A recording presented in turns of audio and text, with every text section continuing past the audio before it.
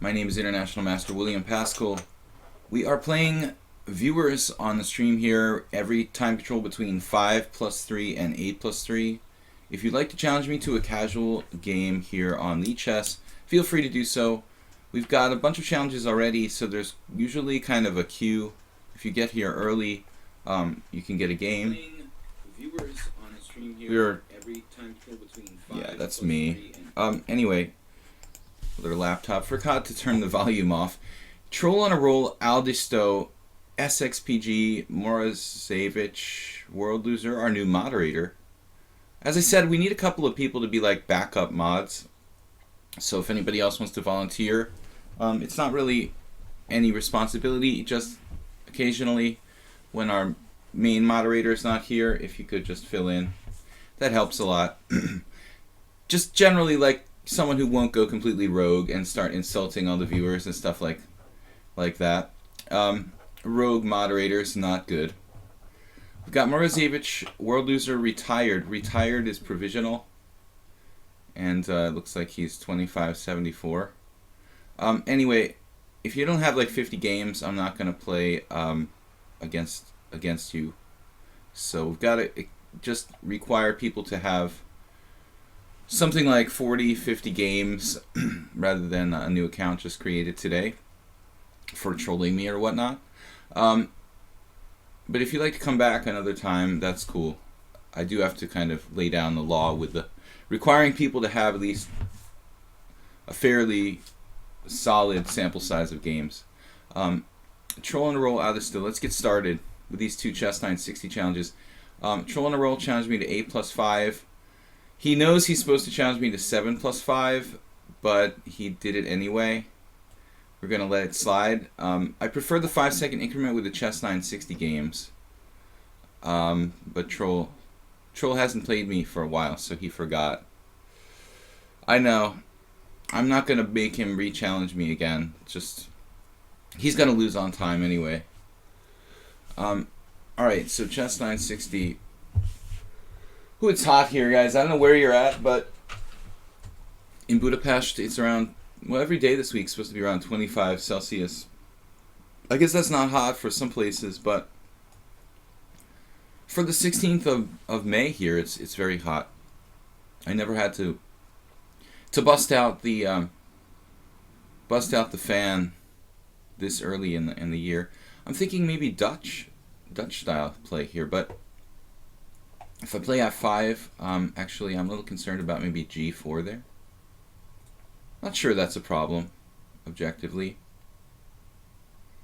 Now let's try something interesting. It's a little bit risky anytime we're playing this early F5. However, our king isn't on the traditional square.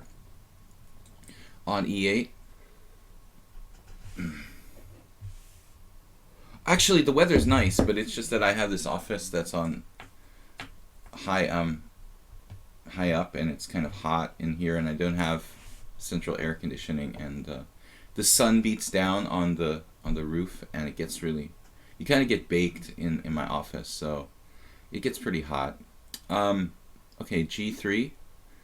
We're both playing very strange Dutch defense here. He played G3. That's reserved. He doesn't resolve his rook. I thought G4 was really aggressive, trying to undermine my central control.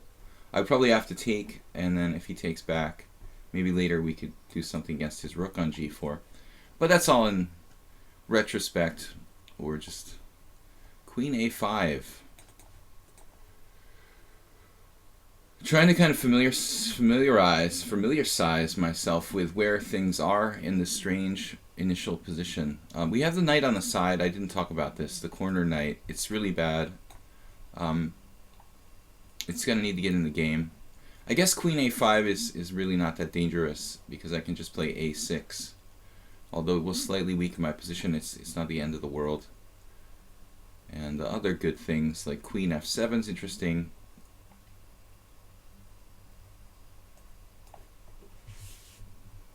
Arsenal fan Richie, you're too tired to play today.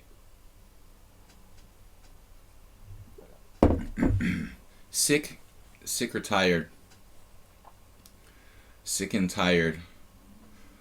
I know that Bill Cosby is not really a PC topic, but he had a great He had the great skit about sick and tired when he was young. How old people always complain.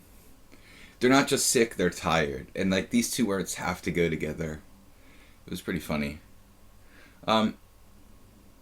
Anyway, guys, this is my last stream for about 10 days. We're going to play in a big tournament here in Hungary.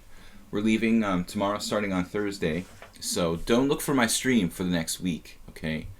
I'll let you guys know in my team here on lichess, Sparkle Horse team, when I'll be resuming streaming. I'll post that in info.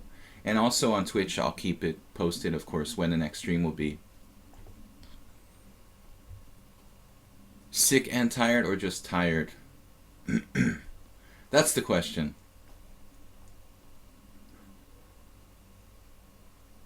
The older I get, the less I know. That's what my mom says. I think she actually made that up. But it sounds pretty cool. What are we supposed to do now?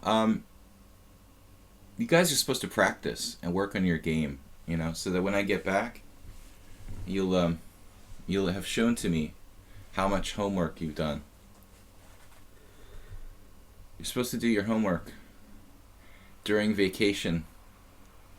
Yeah, e4 looks like a good move. Activating his queen, bishop, chipping away at my hyper-modern center. It's all good. And we're trading an f-pawn. I said he's chipping away at my hyper-modern center. It was kind of a sarcastic comment. But, I mean, we are taking toward the center here, which is theoretically good for me. I'm trading the f-pawn for the central pawn. But, you know, my f-pawn was influencing the center. Now it's gone, you know, so that's momentarily good for him. Weird position. Everything's sort of battened down. I don't have any weaknesses other than a7, which is, as I mentioned earlier, only really was attackable by queen a5. So for the moment, everything seems pretty tight and solid. We'll see what he's up to. Practice.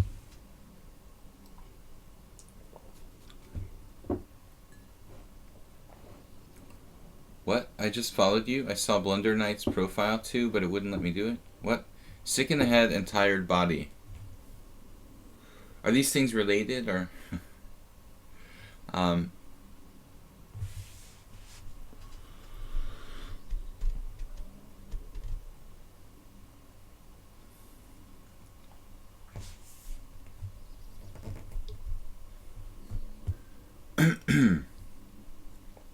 I can't say I have a really deep plan here.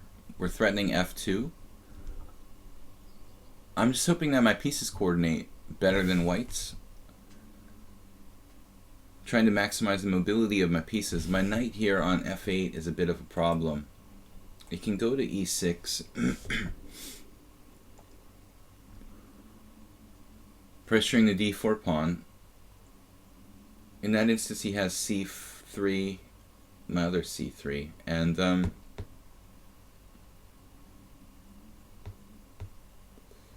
doesn't look too bad for black. It doesn't seem like I'm ready to open the position. I mean, he's got too many pieces floating around. This is active. This is active. What about my bishop on c8? That's another option, to play something like d6 and develop the bishop on the white squares. I was just reading a paragraph by Grandmaster Mihai Shuba. He was saying that the golden rule in chess is that there are no rules. You know, this is sort of... sounds more like Fight Club or something, but it's first rule of Fight Club. You know, it's like most important thing in chess for especially for advanced players is to be creative and not be dogmatic. You know, I think Grandmaster Shuba is a very creative, dynamic player, stresses that in his books. I was just reading his book, Dynamic Chess Strategy, this morning.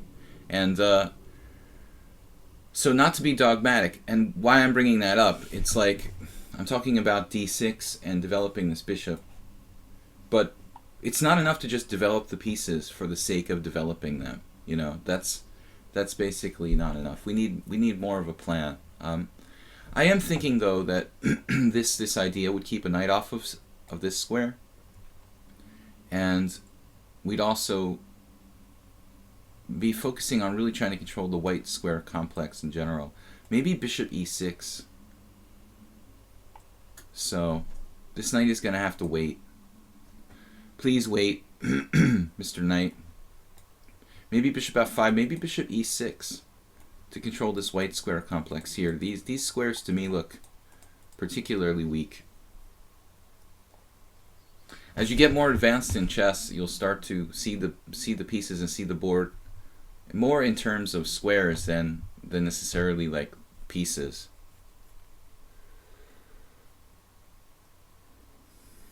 Guys, I also have a YouTube channel, Video Chess Training on YouTube. If you'd like, subscribe and like my videos over there.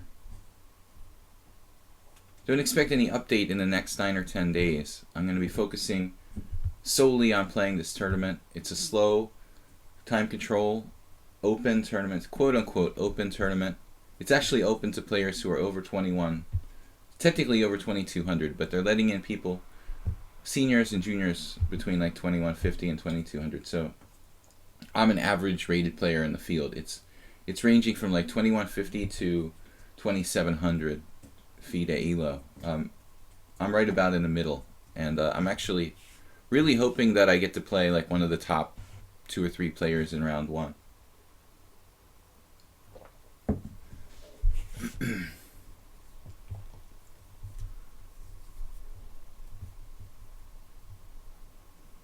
If we play chess 960, I made this exception of doing a 5-second increment.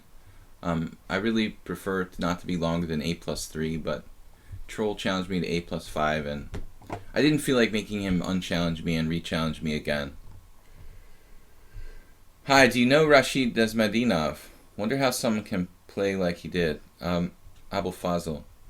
Well, he's been dead for a pretty long time, but, you know, probably before I started playing chess. I don't know when he died, you know, probably in the like 70s or 80s. You could probably look it up on Wikipedia. I don't know, but Nesbedinov has a very original style, you know, extremely dynamic, extremely dynamic, but at the same time, you could see a lot of the sort of positional play in his game that was like evident in other players of his contemporaries like Petrosian and let's say other players who played the King's Indian. Actually, a really big expert on King's Indian. What was interesting about Nesbedinov is that he was really an attacking player, kind of a tactician who loved to sacrifice things for initiative, but he played positional openings. You know, he played the King's Indian, he played the King's Indian attack. He liked to play bishop b5 against the Sicilian in some cases. So, yeah, one of the most celebrated sort of attacking players. Now, maybe bishop f5, probing the white squares.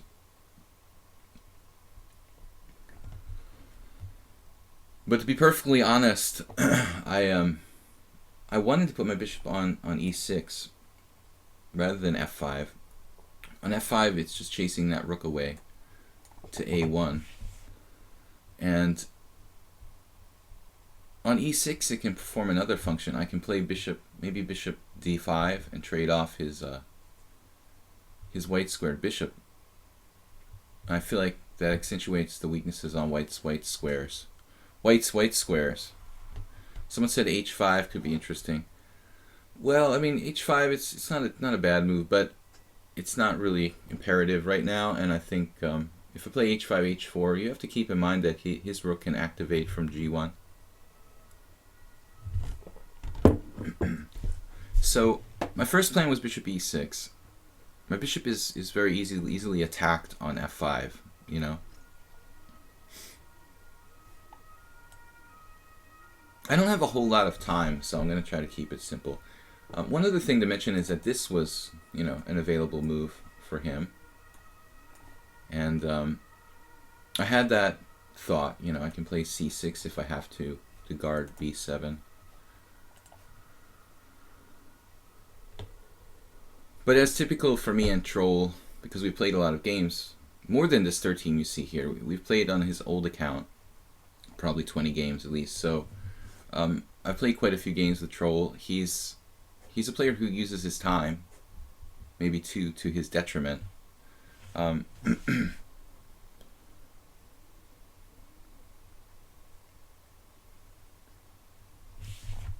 Yeah, I have a book, a collected book of Nesmedinav's games. If you play the King's Indian, it's absolutely mandatory to study his games. He played some interesting variants, really non-traditional King's Indian setups. I'm going to strike here with bishop d5. Strike. It's like a positional move. The other thing is that I'm a little bit cramped. White has a strong pawn in the center, so I don't mind trading one set of pieces. And then my knight will have some places to go. And then all my pieces will be happy and will be good.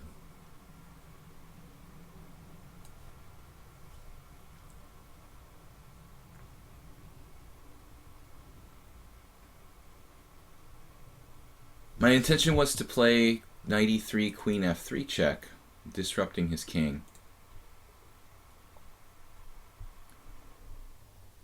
But we also have this move picking off the h-pawn. Probably better. Although knight e3, queen h5 check, g4, queen takes h2. I guess he can try to sack a pawn.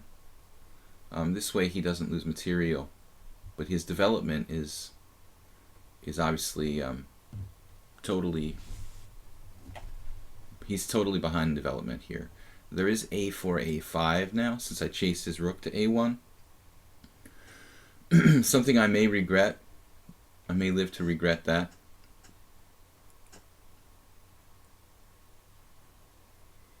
It's going to hit my knight on a5 at some inopportune moment later on.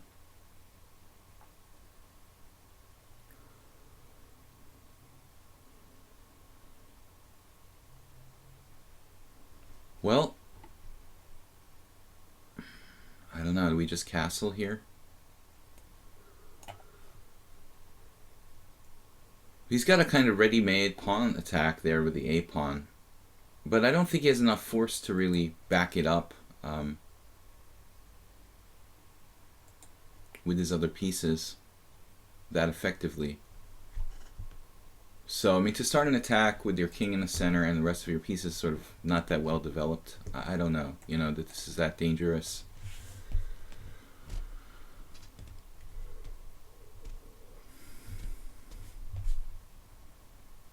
I was starting to think about finally opening the game with e5 or maybe c5, but it really depends. You know, I didn't like this knight jumping in here. I'm gonna have to retreat.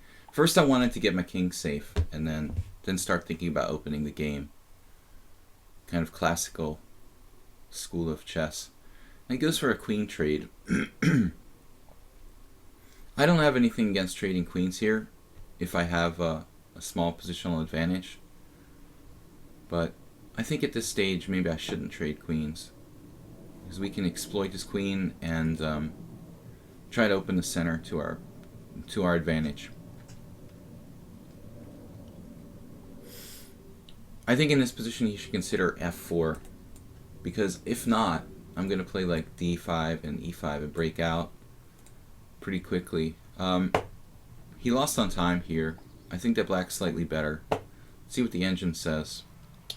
That's the computer's exact evaluation.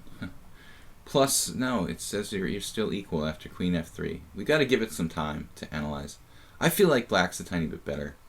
You know, I can't calculate as well as a computer, but my intuition is pretty good. General positional evaluation is almost as good as the computer. I mean, I think that it says that white's equal here, but I'm not that convinced. I'd rather be black. It feels like white's a little overextended. Yeah, it's finally coming around. Let me change this to just 2 lines. Alright, so queen f3 or queen e2, and black has a tiny edge. Let's move on, guys. Aldisto. So nothing really happened. That was a purely positional game. No tactics there.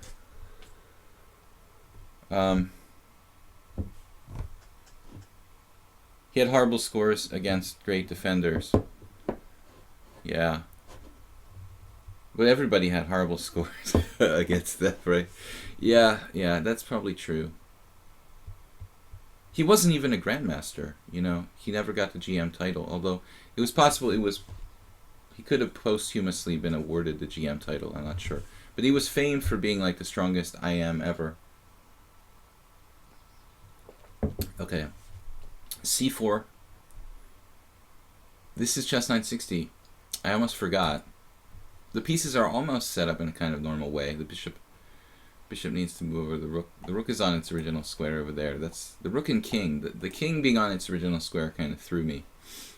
But this is not that different from normal chess. I like this. The queen's going to be a bit of a problem.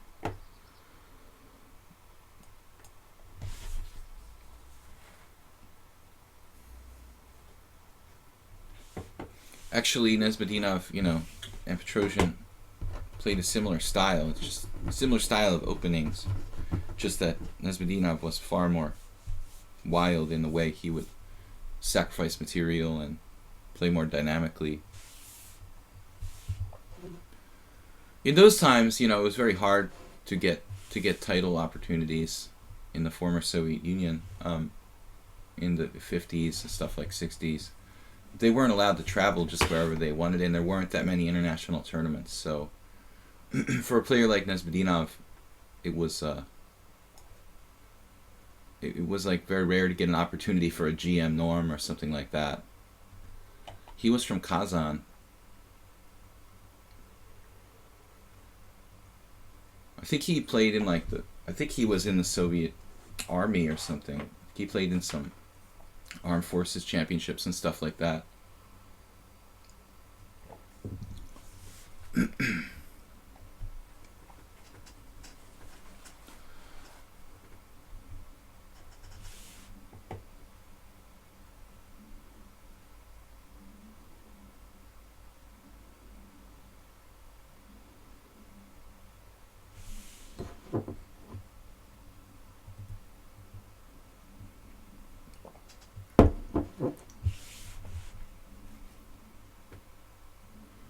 Gladys Trill, where are you from again?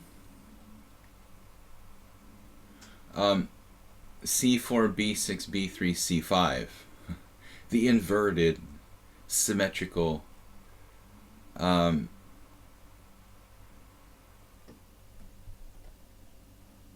960. There's a queen problem for both sides, and I think Aldisto is immediately thinking about how to deal with that. How to get that queen in the game without exposing it to attack. It's sort of the only possibility, isn't it? Moving the f-pawn there.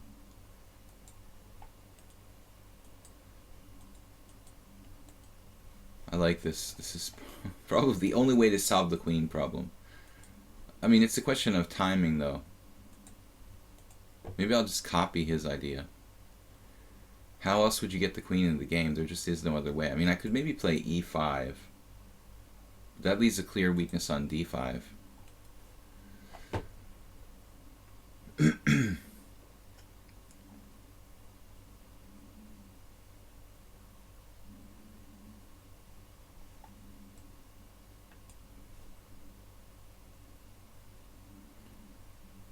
This is sort of a debatable move, f6. I mean e6. Freudian slip, sorry. I just wanted to be original.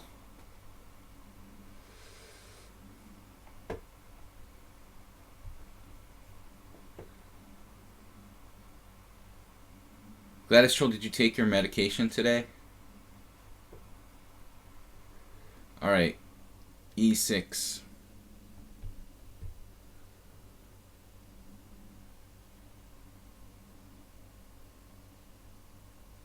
We'll get to most of the challenges, I think. The stream isn't... It's only 2.5 hours, so it isn't that long. Morozevich, World Loser, Constant Change, SXPG. Sorry, SXPG is next. I almost forgot. Please remind me again. SXPG, Morozevich, World Loser, Constant Change. Then we've got Lors, who's new. Mahmoud, I think we've seen before, although I haven't played him. Maybe he was watching one of my games. I really appreciate you guys who have watched my play and, you know, sometimes spectate. I really appreciate the support.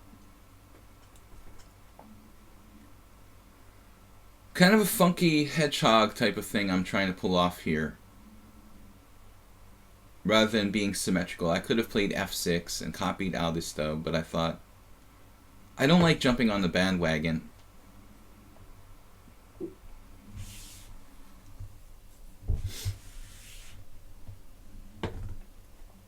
And I don't like symmetrical positions that much. However, I do play the symmetrical English. I only started that about 10 years ago, pretty late in my chess career. I used to hate the symmetrical English because I thought it was very drawish. But once you get past the first 5 or 6 moves, I mean, you begin to realize there are different paths. Though I still think that, like, the symmetrical English, for example, is more drawish than, say, other lines. More tendency to be drawish than, say, c4, e5. I brought this up because the opening here was actually c4 on the first move. You know, a little bit reminiscent of an English opening. Ambulance is racing past. Yeah, that made me think of Gladys Troll's medication.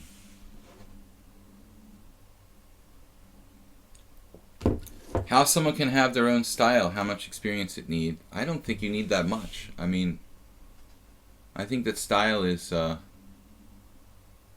this is kind of freaking me out. Problem with that knight can go 2 different directions. Maybe that answers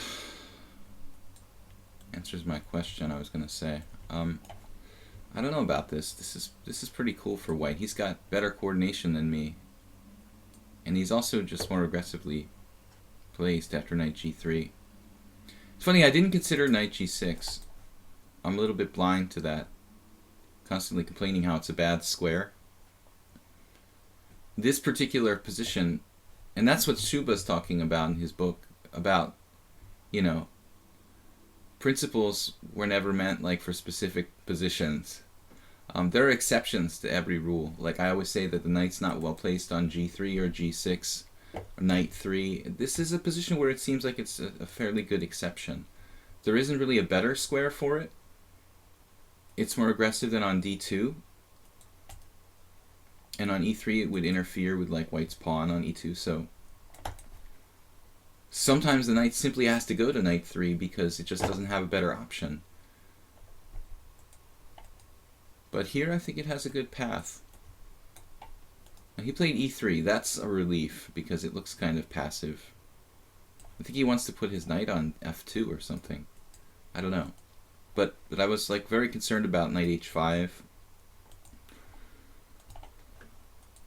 Wasn't really sure what I was going to do after knight h5. I was actually concerned that I might have to play a very weakening f6 or e5.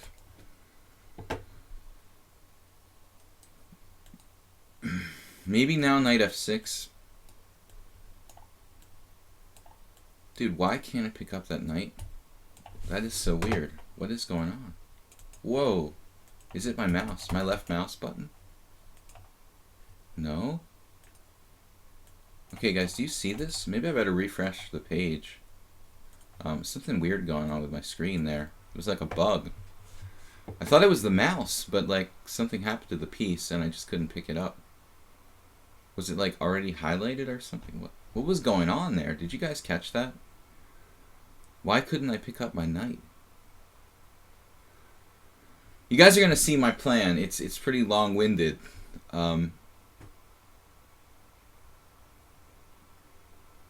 Can anybody guess what my plan is here? Troll's getting a little out of control. World Loser, your first timeout awarded. I think maybe we need to stop White before he gets anything nasty going on with the d5 square.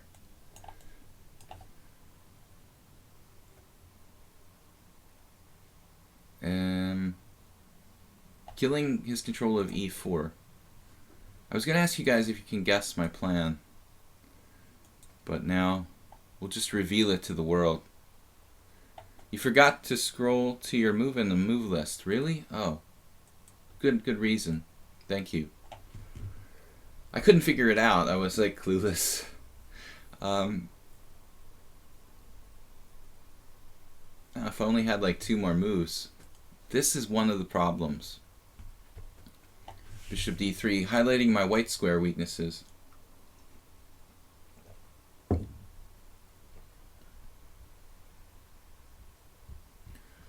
Well, he's threatening stuff with like bishop b5 check. So we could take on c4. The other option I'm thinking is queen f8. And what's he gonna do? Like take on d5, knight takes d5, bishop b5 check. Awkward moment. Bishop c6. This is getting very awkward with bishop a6 and these strange tactics to exploit the position of my... Why don't I just put my knight on c6? Hey, that's not a bad idea. Queen f8 takes, bishop check, knight c6. Knight takes d5, pawn takes d5, bishop a6 is going to be a problem, isn't it?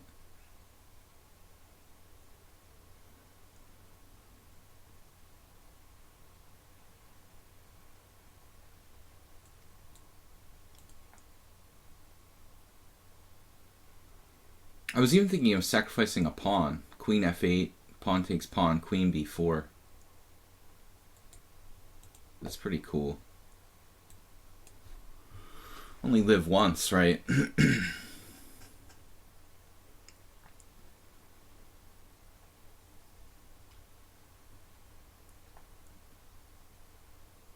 Look, man, no weaknesses.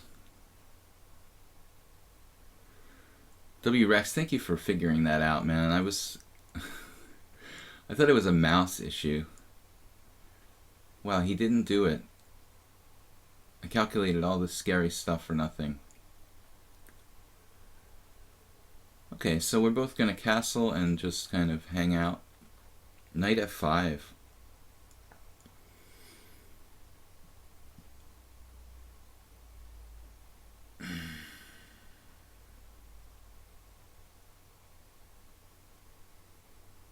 Darn it.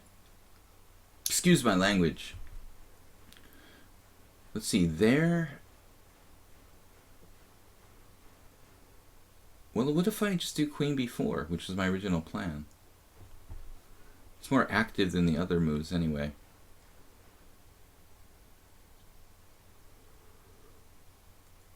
Am I going to have a problem later on? Queen b4 castles. Castles. Pawn takes d5. It's really irritating. Queen e3.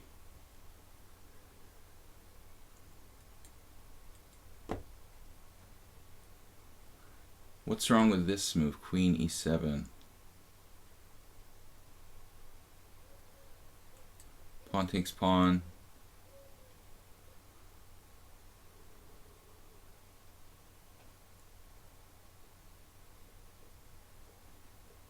Come on now.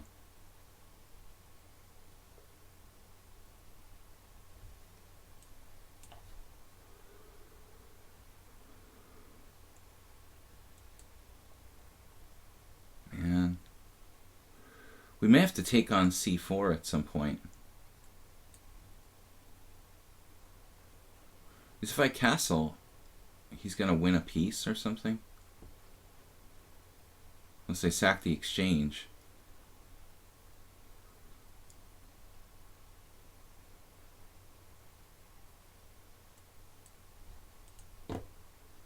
Or sack a pawn. Well, wait a minute.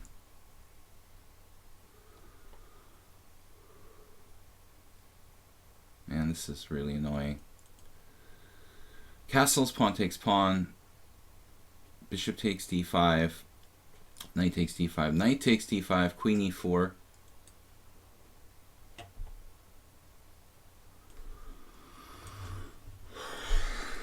I hate that I have to grab the rook. It's so irritating. I was even looking at rook takes c3 here.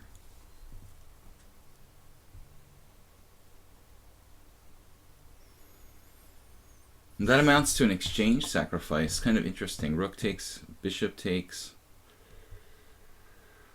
Knight takes d5, and if queen e4, I have f5.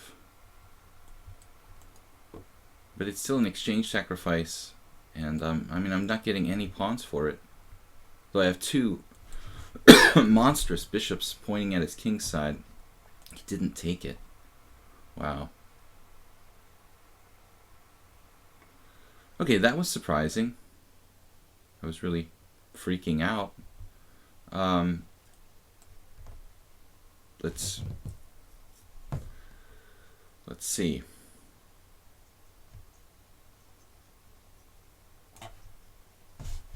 Really low on time. What is my knight on d8 doing here? This is the problem. The only problem. Destroying my coordination so my rooks aren't connected.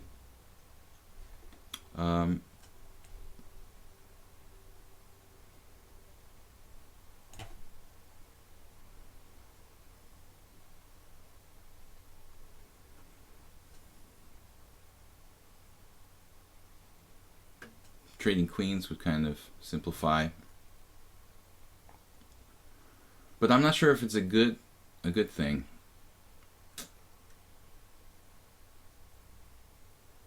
Of course.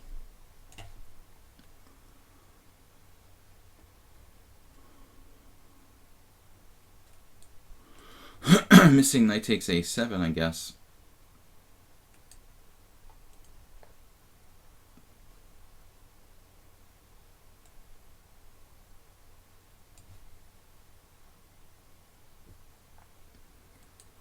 Not the end of the world for him.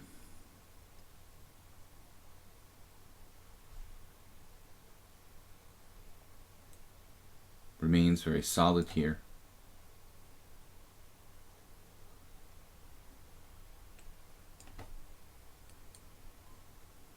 Yeah, that's the one problem.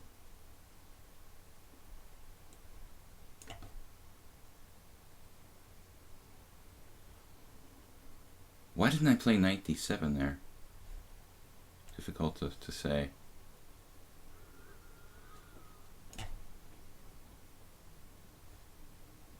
Oh.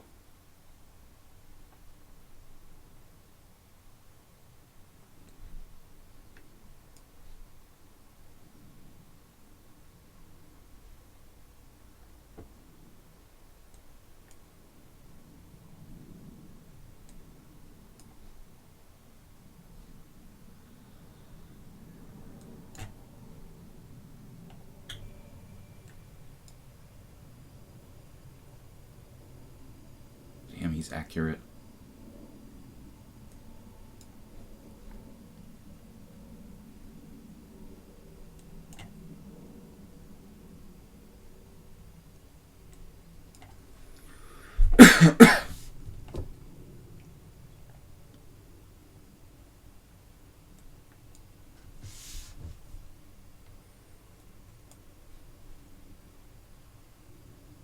1965? Oh, it's just 960 rating, right? Pretty strong. Alright.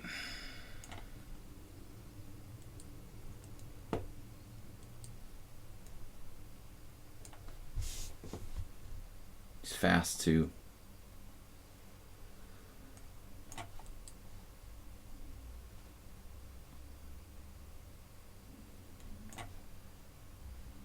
Doesn't look good.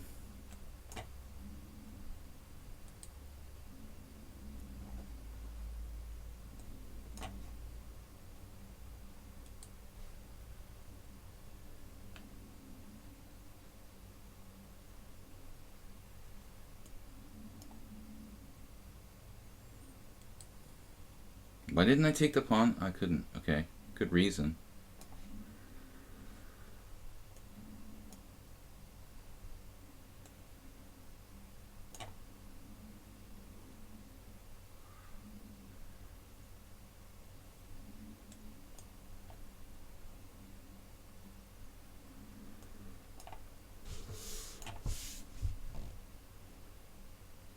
Oh, this is bringing back memories for me.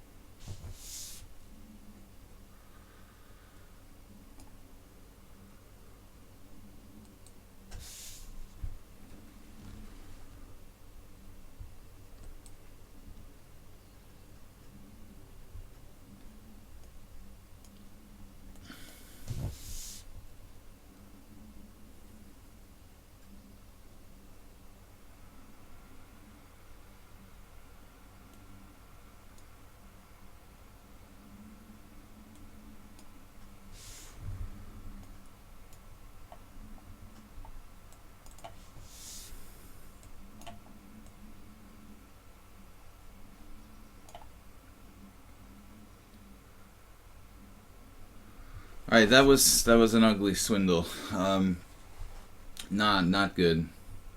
Not good. Just couldn't quite bring myself to resign. Sorry about watching that, guys. It was pretty ugly. All right, SXPG is next. Normally I resign pretty early, but I was like, well, let's just try a little bit more. All right. It's not just 960, it's normal chess here. I don't get to move twice. What's that? This is William's game. No 5,000. Number 5,000.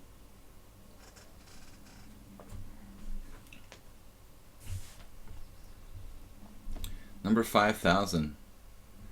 And it was a really epic, beautiful victory.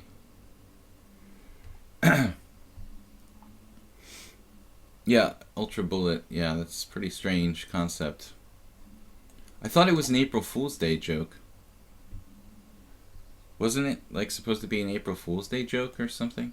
And they just kept it?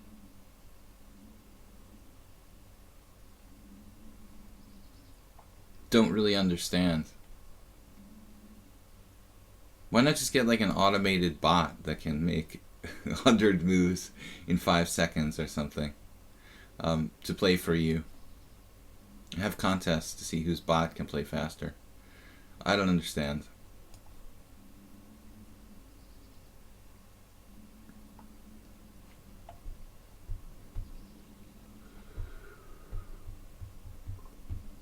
Yeah, that's it for the Chess 960 today. 2 is enough because we only have like 10 games a day.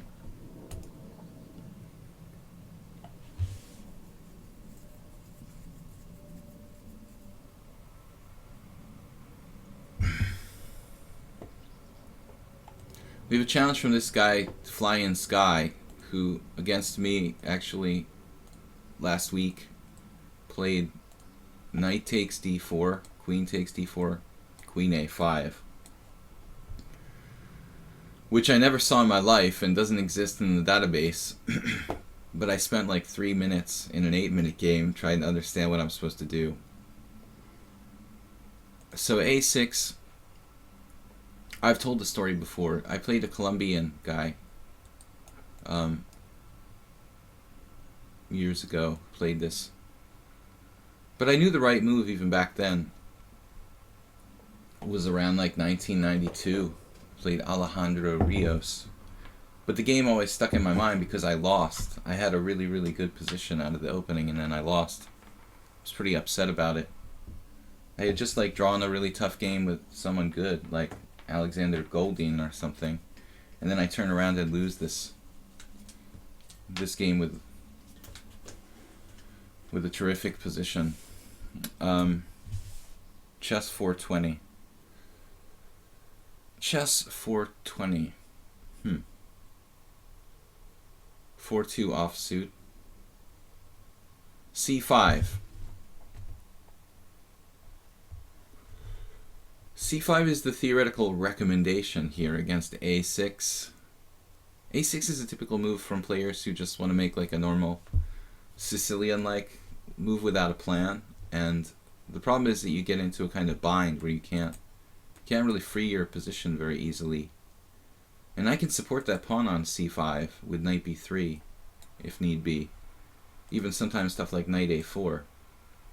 So it seems like a strange advance, but actually very appropriate here. Yule Skinner, how did you know how many games I had played exactly? Game 5,000, wow. I guess that includes all games, rated and unrated, obviously. Sometimes I wonder how many games of chess I've played in my life. There's no way to count. I guess you could figure out the tournament games, although even that would be hard. I'm thinking I must have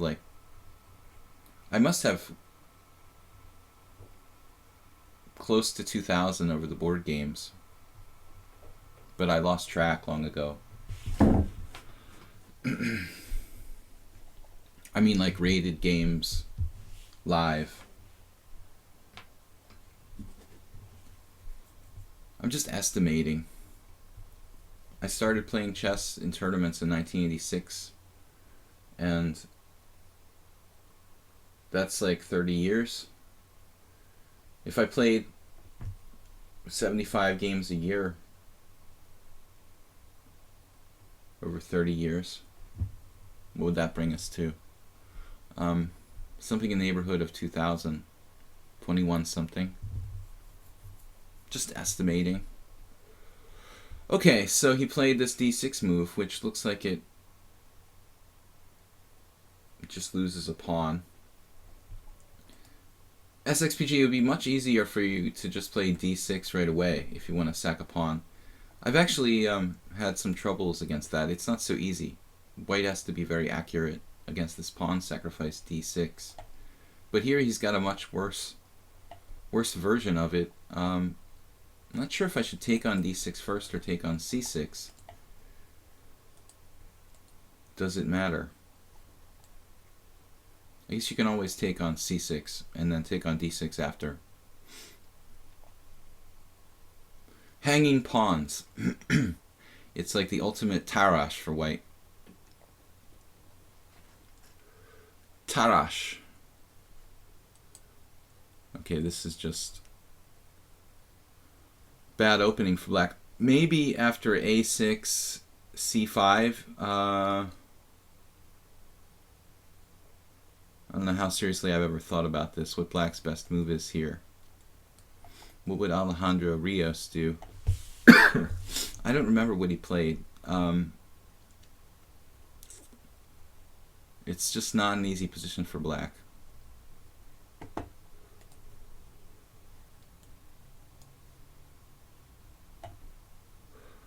The a6, c5. A lot of people try to play this.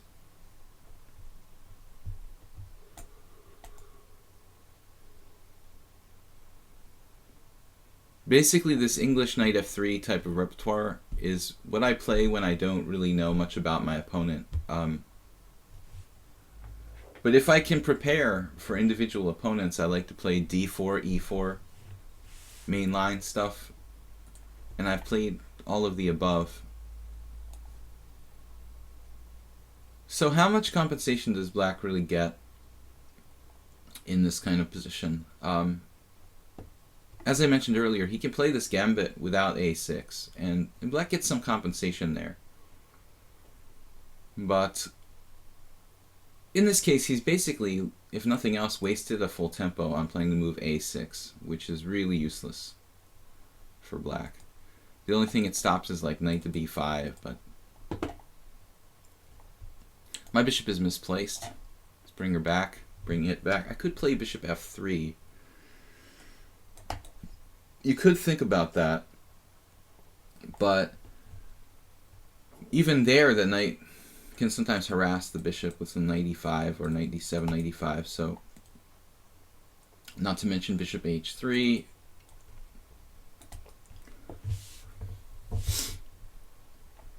Now the problem for white here is that he's got me tied down to b2, which makes life a little bit awkward. Bishop f4 is simply a trade of pawns. And if he gets the b2 pawn with a rook on the 7th, it seems like he has some kind of compensation.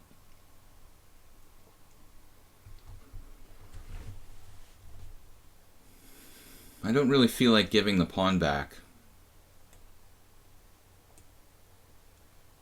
but it would be helpful to have a plan here.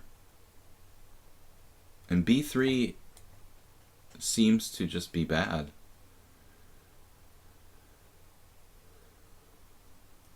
Of course, appearances can be deceiving. After b3, knight e4, knight takes e4, bishop takes a1. That's kind of unconvincing.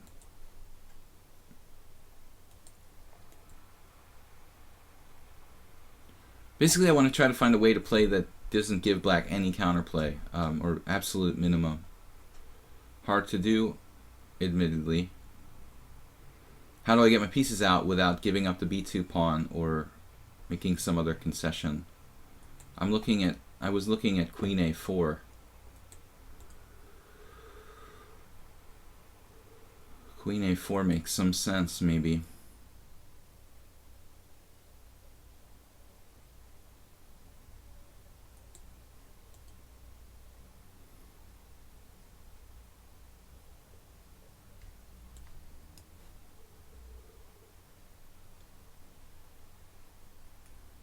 Pressuring the a6 pawn. Possibility of rook d1. But it's still not that simple.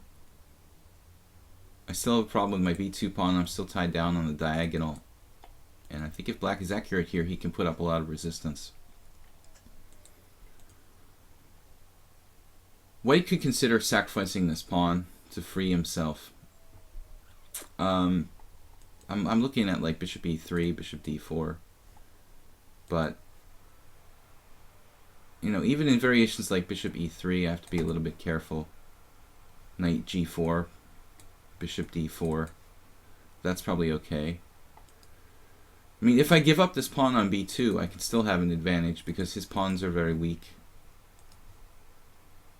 I'm not a materialist, and I really don't like losing the initiative, so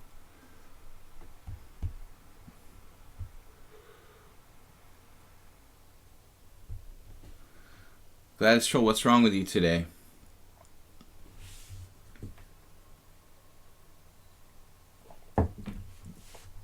Alright.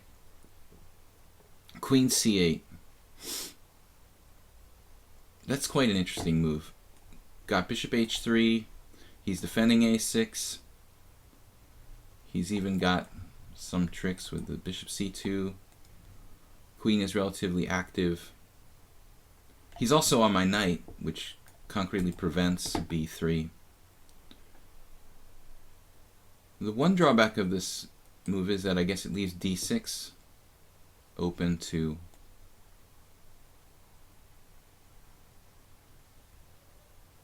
getting chopped. Still, it's not going to be that easy. I don't know if I should play rook d1. I might need f2 protected. Again, I should think about giving the pawn back. Maybe bishop e3, bishop d4.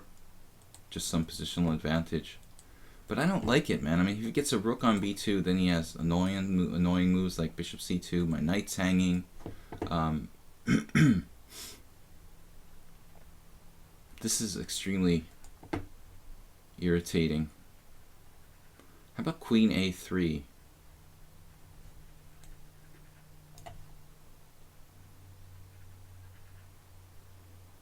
It doesn't really solve all my problems, but it buys me a little bit of time by defending b2.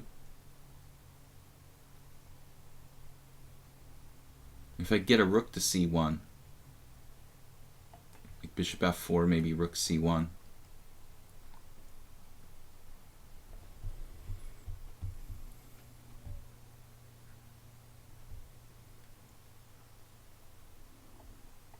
Guys, we have 8 challenges, so that's all we can really accept. Morizevich, World Loser, Constant Change, Loris 4, Mahmoud, Flying Sky, Mule Skinner, and Potato Master. That would be the absolute maximum games I could play today. With the hour and a half I have left. I don't mind if the stream goes a few minutes over today, but I can't stream until 1 o'clock. That's just too long. So, it looks like this is our chance to get our pieces finally completed, our development completed, our pieces completed, whatever. You understand what I'm trying to say. That's the essence of communication, according to Naj Laszlo. Bishop e3.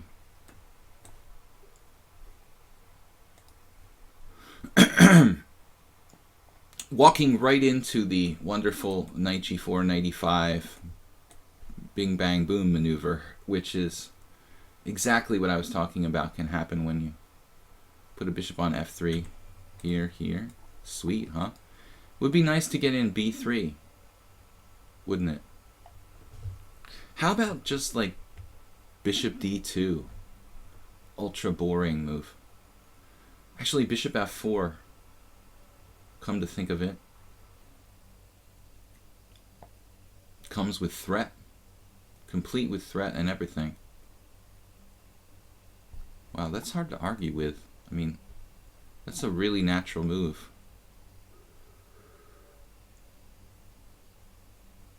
Yeah, maybe he sacks a rook on b2. I mean, I don't know, but I don't really believe it. Maybe if my king was on c1 or something, he could do this. My king is tucked away, snugly placed on g1. One of my goals in the most cases is to keep a really safe king position. I don't get checkmated that often. Some players are less. The priority of king safety isn't as high for more high-risk players. Every time you say so irritating, I can't stop here. So irritating, don't want to be my friend no more. Want to be somebody else.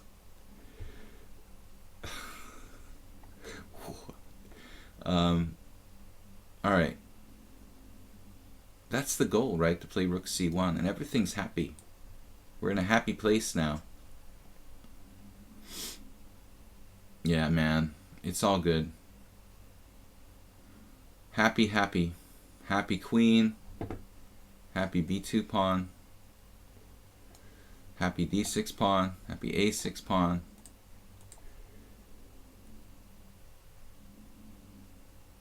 Right, okay. Fair enough. You have that move. But I think the proverbial shit is going to hit the fan here pretty soon. Bishop d2, bishop e3 are both good. We've got d5. The d5 square. Black is falling apart now. Knight h5, while attempting move, basically neglects control of the center. So it was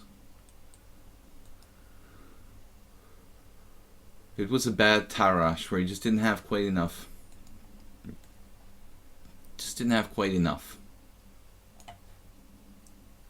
No good place for his rook to go.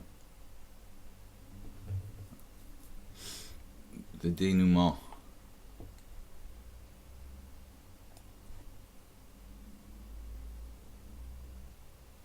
Complete with sneaky tactics. Bishops are everywhere.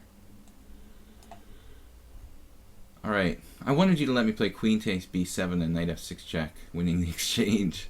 Good game. Morozevich is up next. He played very, very solidly yesterday. Let's play e4 though. Mix it up a little bit. Yeah, I use certain phrases a lot. I think I say irritating too much, to the point where it is irritating. We'll come up with a list of words I say too much, and I'll put them on the wall and remind myself not to say it. Yesterday I was saying really, I caught myself saying really, like 3 times. It's like, what am I doing? Alright, knight f6. It's the Petrovs. That's cool. Petrov or yeah, Smith Morozevich. I thought it was a cute name. Yeah, definitely. I like that.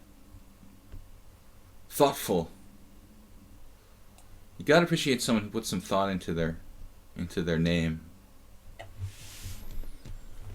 Yesterday he hung tough against me in some kind of Slav with G6 Schlechter Slav, and we both made some mistakes. I looked at the game last night,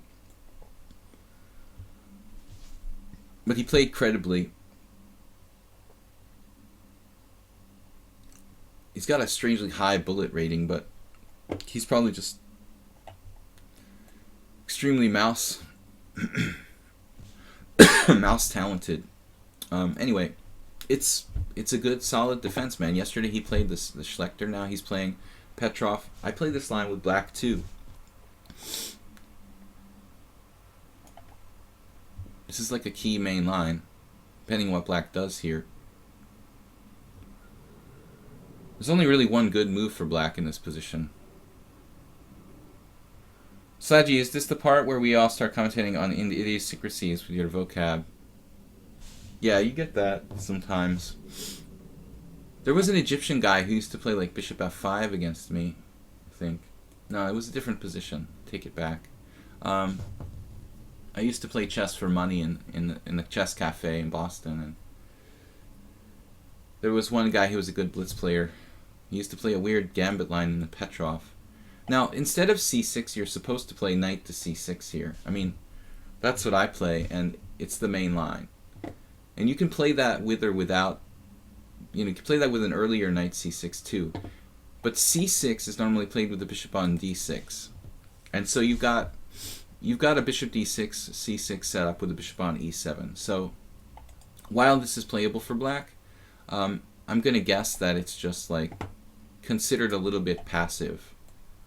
Black doesn't get maybe quite as much counterplay as in some other lines.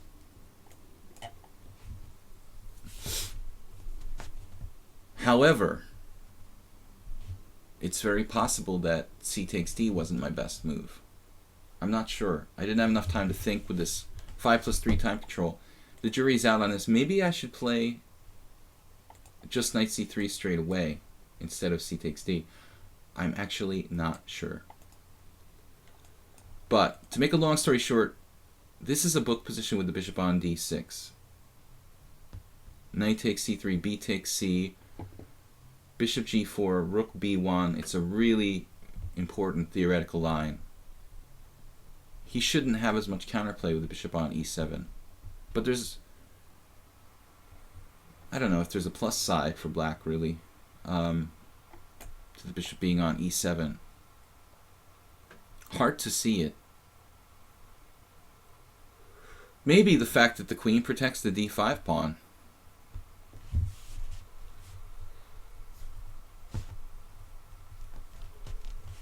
What do you guys think about the mustache? The beard. Should I keep it or should I shave it off? Getting really itchy. Bishop f5. Right. So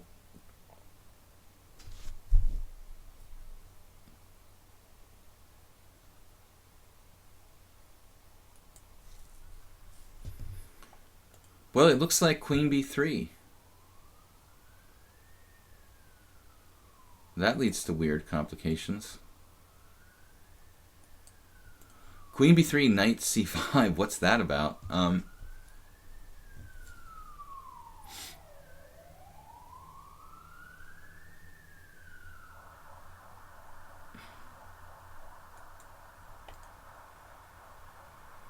I mean, because if I play something like rook e1, I mean, we're going to have the most boring position in the world.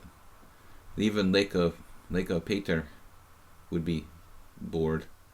Like rook e1, knight takes c3, b takes c, bishop takes d3, queen takes d3, yawn. I mean, at least with this move, something's happening, right? You like Alexander Morozevich style. You wonder why he isn't higher rated. Are you serious? You answered your own question. I mean, he used to be higher rated. Who knows, man? Relationships. That's the problem. Middle age and relationships. I don't know, you have to investigate his personal life a little bit more. Most likely to explain why he's... I don't know, man. He probably has like 4 wives or something. Oh no, that's Shirov. I don't know, you know, it's hard to say. But he has a very, very imbalanced style, man. I mean, in all seriousness. I mean, Morozevich, first of all, he plays crazy, like, sometimes. He gets carried away and just, he's too creative. What can you say?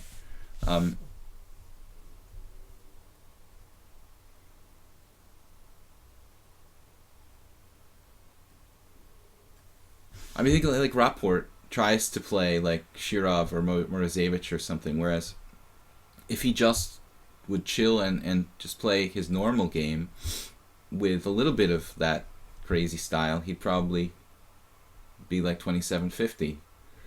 But he has to keep going like constantly too psycho to prove something, you know.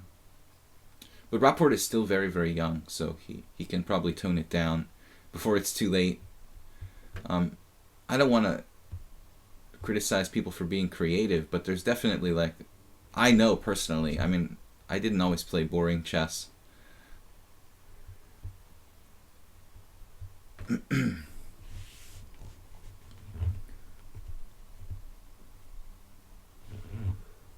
Morozevich is a huge influence. I think that he's an influence on the Pomniachi, if I'm not mistaken. Like, he's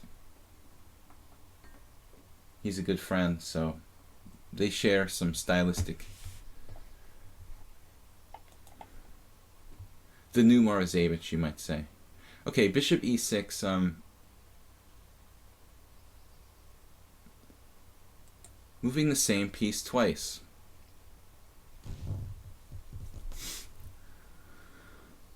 Okay, so what if I just take on b7 and take on e4 and I'm up 2 pawns or something like that?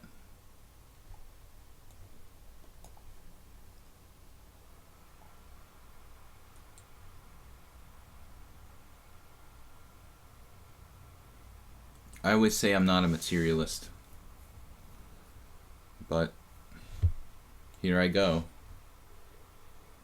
grabbing a second nugget.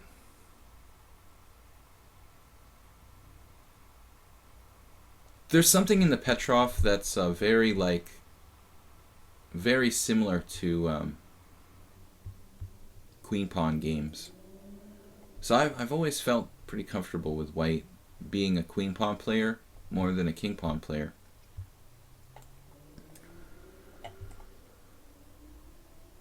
Morozevich, this Morozevich, he obviously has an appreciation for pawn structure, but he is 2 pawns down, and that's a high price to pay. I mean, one pawn, I would say, okay, fine. You know, one pawn, you got structural compensation or something like that. But here it's going a little bit too far.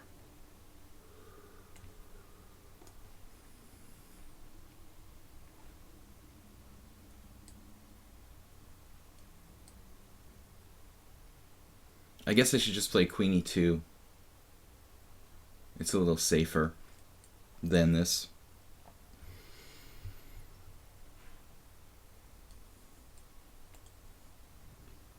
The engine is probably like Queen E2 best. Queen H4 is like second or third best.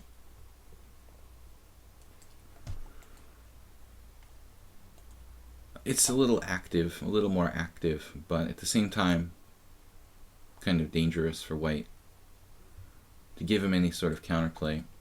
Misplacing my queen.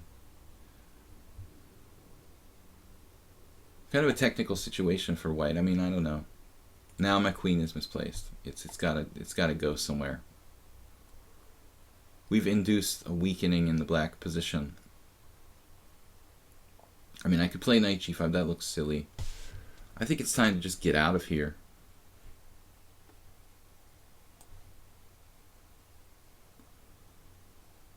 Black has compensation for one pawn, but not two. That's the reality.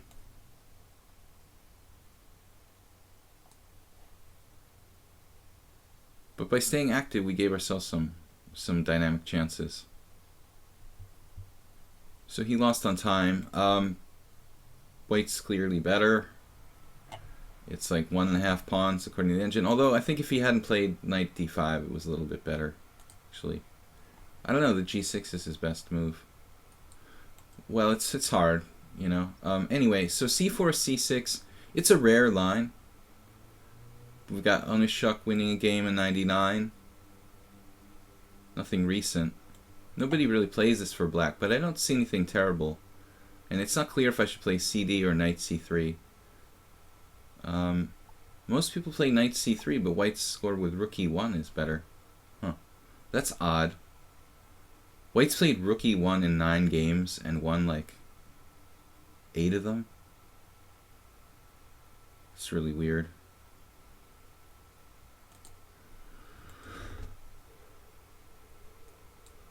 I guess this is the theoretical move. You learn something new every day.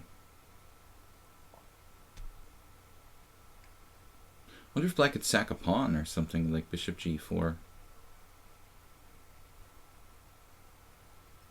Computer doesn't even want to take it. It doesn't want any part in that pawn. That's interesting. It's like, nope, don't want it. That's bad. That's a poison pawn. Black gets some compensation. Anyway, something to explore later on. Alright, let's play the new moderator, World Loser.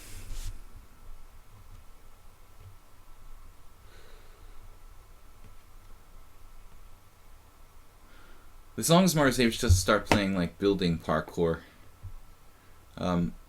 it's probably for the best. d4, g6. Let's try to beat this moderator down.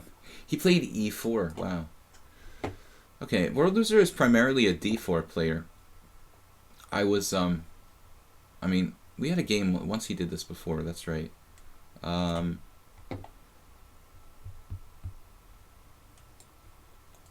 g6 move order I find to be like very useful against d4 players who can't really play e4 positions. You sometimes can tempt them outside the realm of, outside their comfort zone, let's say.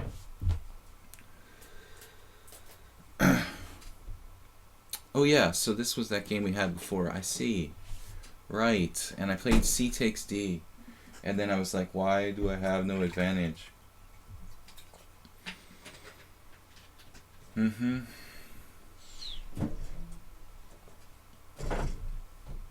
What would Igor Foigl do?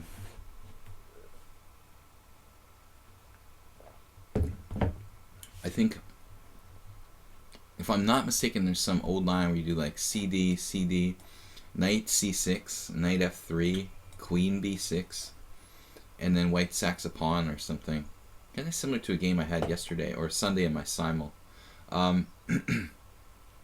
Let's just try to let's try to improve on our previous game with World Loser. I played this, and we went into what was basically this position, this Gurgenidze hyper accelerated dragon type position, where I think I played knight c6 followed by h5, but I wasn't overly thrilled with my game after h5. He seemed very well prepared, so maybe the best chance is to vary. Now, don't act like you're surprised, World Loser. You had this position last week, right? So here we're going to vary with knight h6. You know, I'm thinking that maybe this move is superior to h5. The rat, the rat formation with f6 breaks. Maybe a delayed bishop g4. Sometimes knight f5.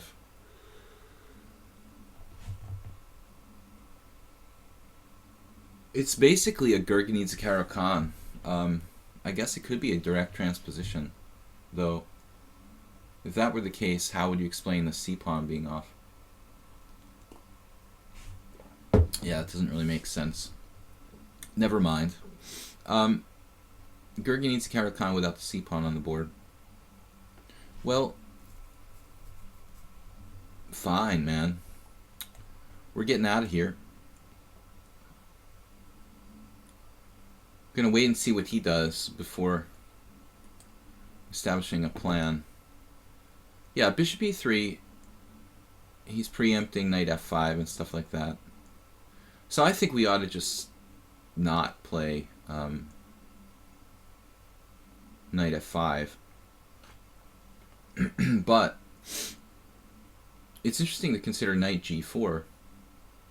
What would he do? Like agree to a draw by repetition or something? Knight g4 is probably playable. Though I think he can give up his dark squared bishop in this position strategically.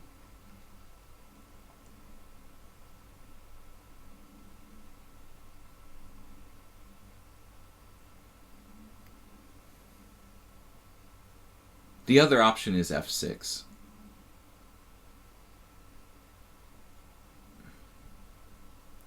But I'm afraid that now he's starting to have like queen b3 type of ideas. No.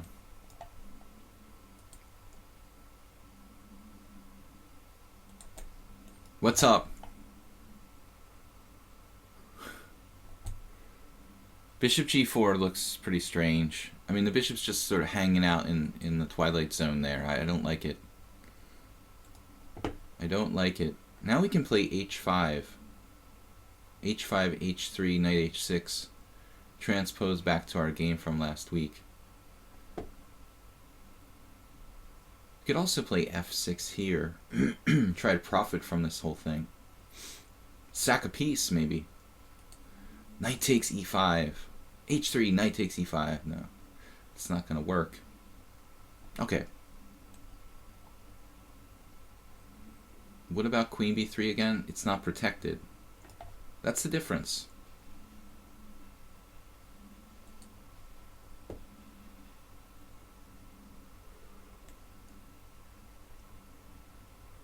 Do I want to take right away? Maybe just retreat my knight voluntarily? Do we have exchange sacrifices sometimes? I don't know what's going on. He has to decide which way to recapture. You know, it was considerable to take the other way, too. Considerable has been called. Rook takes f3. Positional. Positional sacrifice. Positional. Boris. There was this guy, Boris, who used to hang out at the chess cafe. Positional. Sacrifice. Rook takes f3.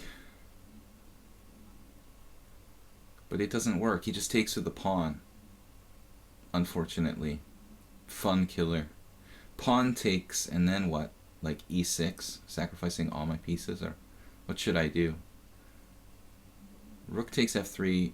It's just not enough.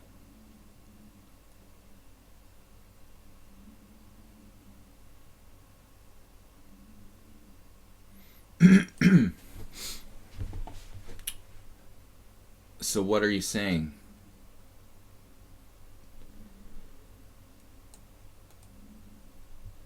Rook takes f3, pawn takes f3.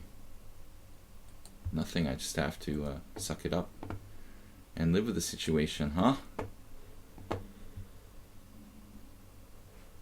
My d5 pawn needs guarding. I'm gonna have to play e6 at some point. Could just do it right away, get it over with.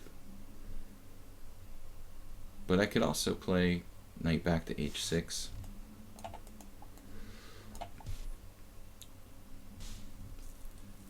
It's gonna have to go at some point away anyway, so we might as well just do it.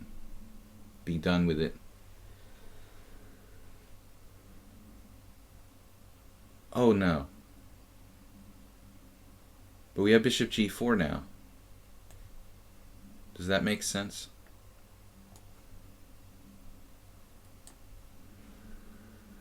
Getting my bishop outside the pawn chain. Maybe it's not so bad.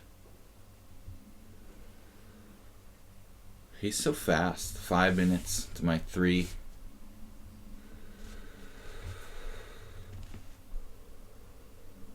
Well, you guys were talking about queen b6, but I have to always be careful about queen b6. Maybe I did have it at one point, queen b6.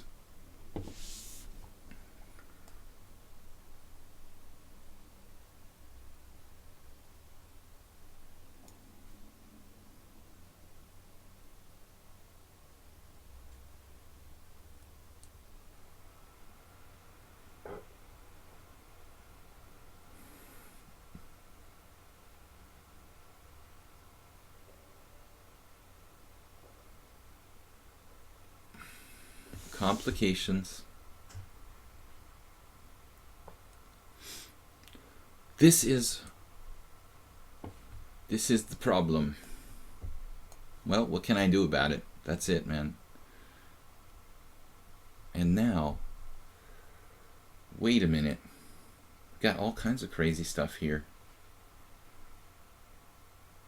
Problem is 96. Drop the bomb on me, baby. Do you know that song? It's a really old one. It's awesome. Knight takes d4. Knight takes d4. Queen b6. Does that even work? Almost works. Then there's the passive route, like queen d7. Where is my knight going?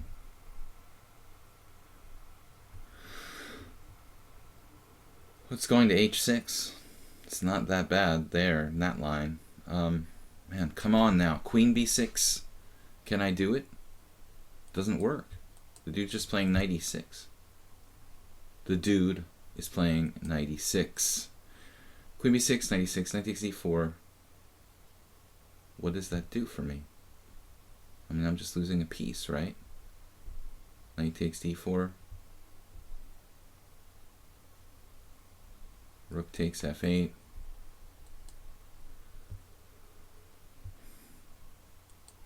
Alright, I don't know. I don't know what I'm doing.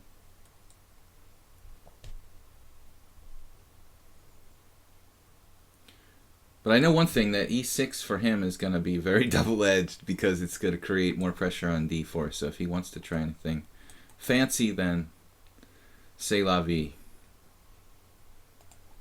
We can both play that game. He's got 5 minutes to my 1 here. How does he play so fast?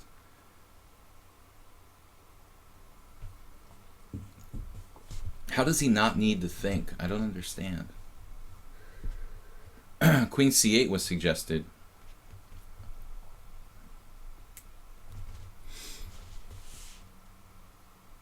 How can you never need to think? Well, if g4, I can just play knight h6. It's not the end of the world. So that's not really an issue. e6 is kind of dangerous too. So at the end of the day, maybe black's okay. I didn't mean to rhyme. It was a pure accident.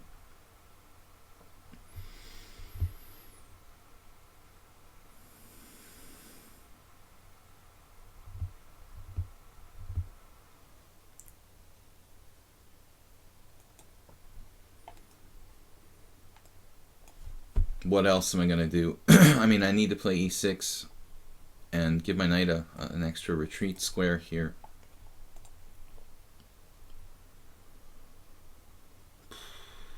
We don't really have any counterplay. Yes. Absolutely.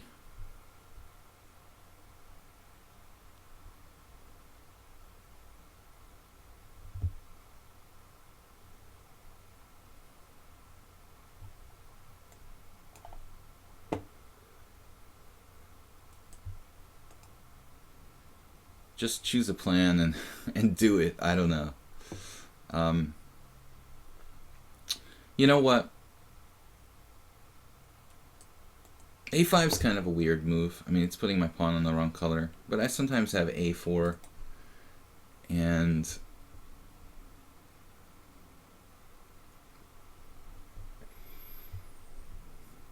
we need some counterplay.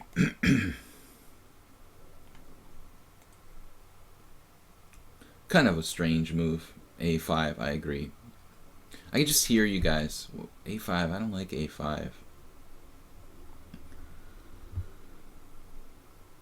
I don't like it either, but I just needed to play something because he always has 3 minutes more than me every time we play.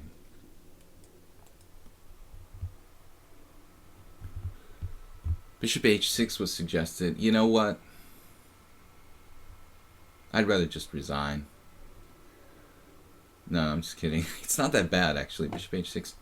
Now Bishop h6 is even better. Now I really like Bishop h6. It's almost like he's trying to induce me to play Bishop h6.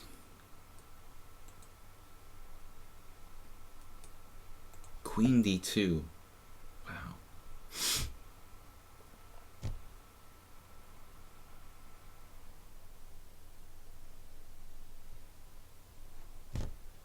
All right, you asked for it and you got it. Queen sacrifice. No.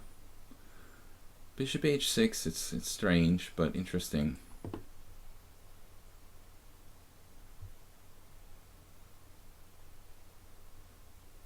Strange but interesting. Not a lot of good squares for the white queen.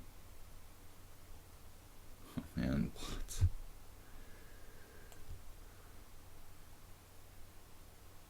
This is definitely the best move. Queen b2.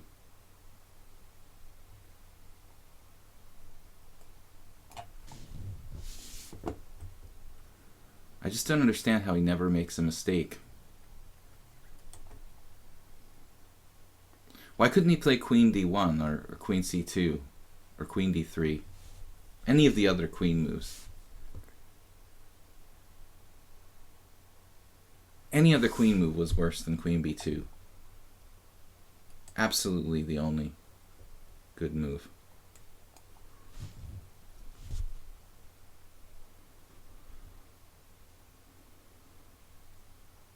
Yeah, I have no idea what's going on here. I guess he's a little overextended.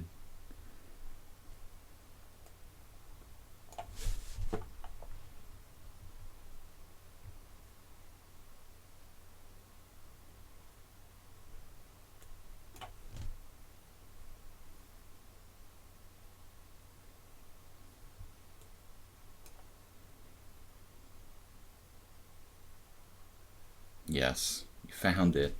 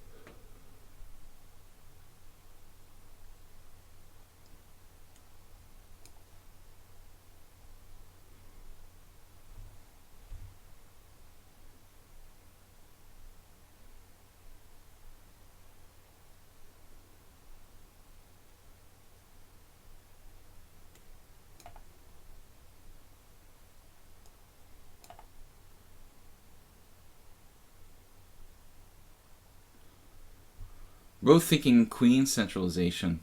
I mean, king centralization.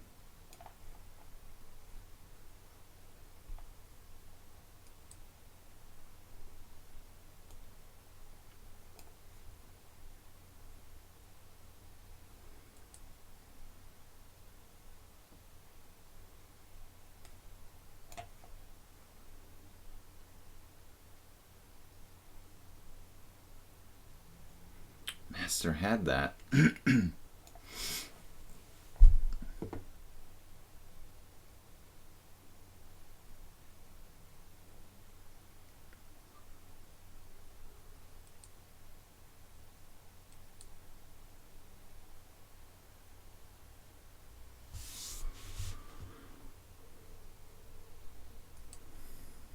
Epic battle. I never have any time. Why is that?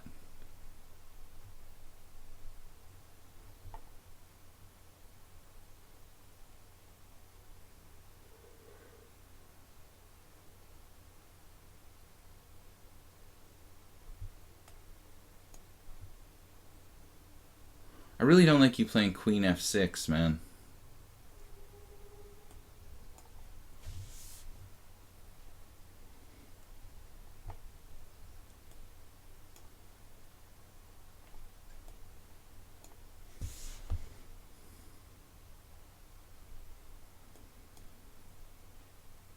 He takes with the queen.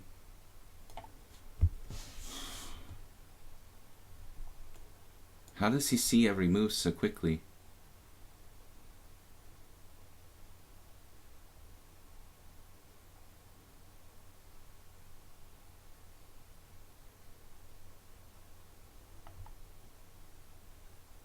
But this is rating in bullet. How is he only 1800 in bullet? Wow, he must have...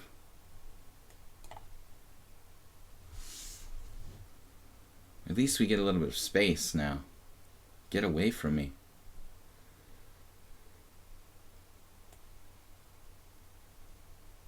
Oh my god. I had no squares to go to.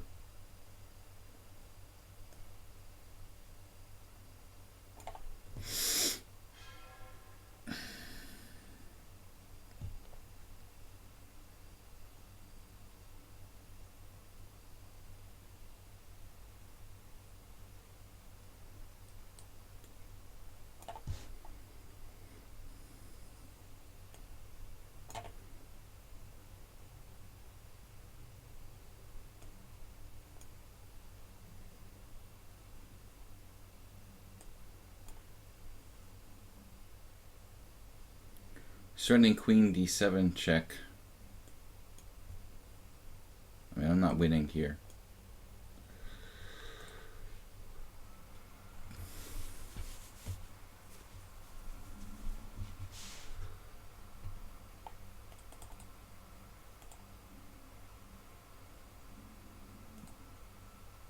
You can try to take this pawn, but I thought at the very least he's fine here. I mean, who has the better knight in this position? I mean, why would I be better? If anything, white's better. So, that was a well-played game. I'd like to see the analysis of the opening.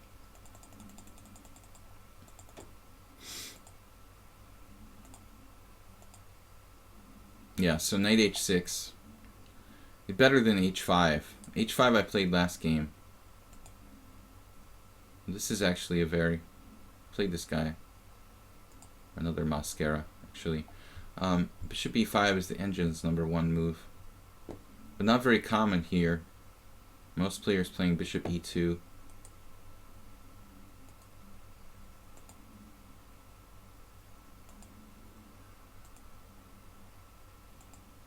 Bishop c1.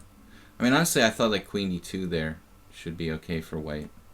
The engine thinks black's better. I don't know. Interesting game, anyway.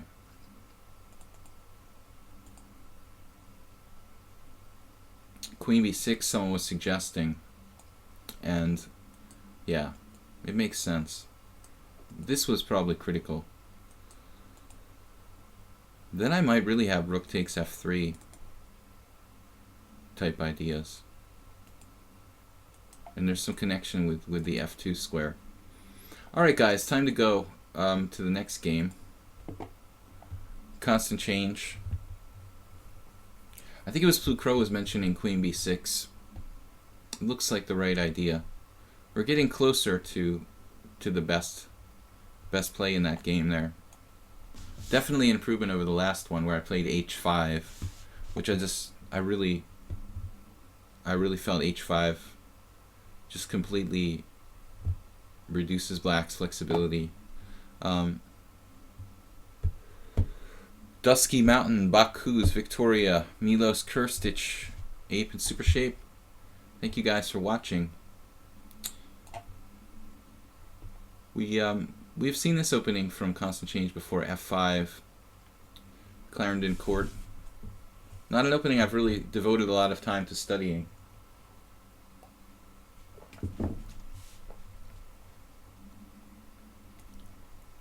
Let's just be creative.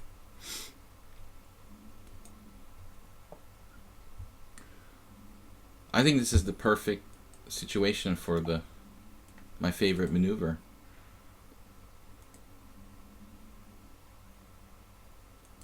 Knight h3. The right hook. I don't know what you call it. I just like playing knight h3, knight f4, knight h6, knight f5. It's much better than like having a knight on g3. You can actually go into the center on f4. One tough opponent after another. Okay, that was for fun, and Proxima that suggested queen b6. Thank you for clarifying, Plucro. It looks like queen b6 was the key move there. I didn't find it, and then I kind of lost my initiative. I'm not playing those Gurgenidze type of positions very often. You really need to have a perfect feel for that kind of situation where you have less space. You have to be very precise. So, okay, d6 looks like a reasonable move. I mean, we could transpose to a Leningrad Dutch if I play c4 at some point. At the moment, it remains in the realm of the anti-Dutch.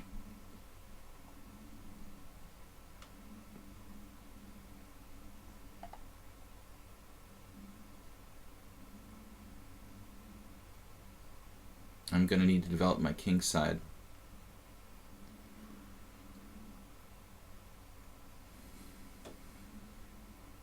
I think it's possible to play knight f4 right away. As I said, it's also possible to play c4. But here he played e5, so this leads to a totally alien position. I think this is good for white. It just looks like he has a lot of weaknesses.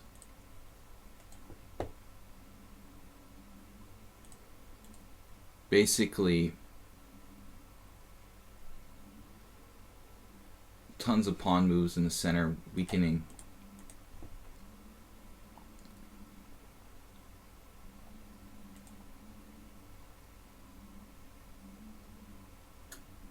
Right, and now bishop g2. I guess knight c6.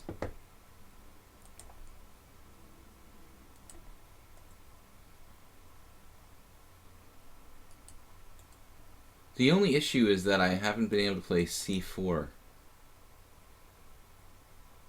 But I'm thinking about maybe the possibility of playing this as a sacrifice. But it's also not obligatory.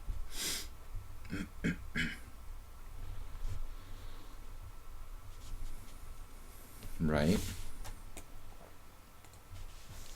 Just thinking if I could play something like c4, bishop takes c4, and then some dynamic continuation. Queen c2, queen a4. It looks a little bit too much, honestly. I can play knight to g5 here, but I'm not very certain as to what my follow-up is. The knight has two avenues, so I'm not that worried about it getting sidelined.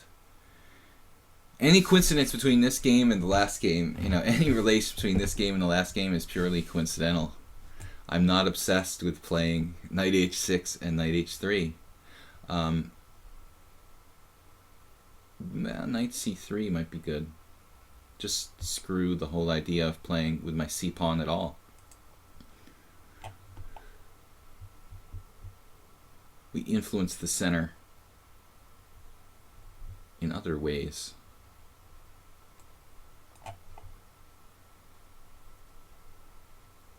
Truly hypermodern.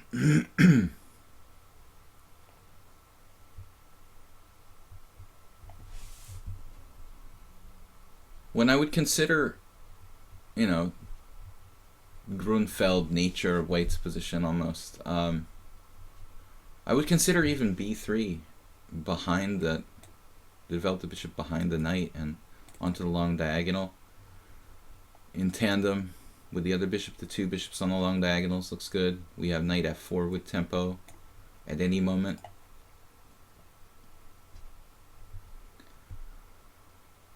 Hard to stop knight f4, isn't it?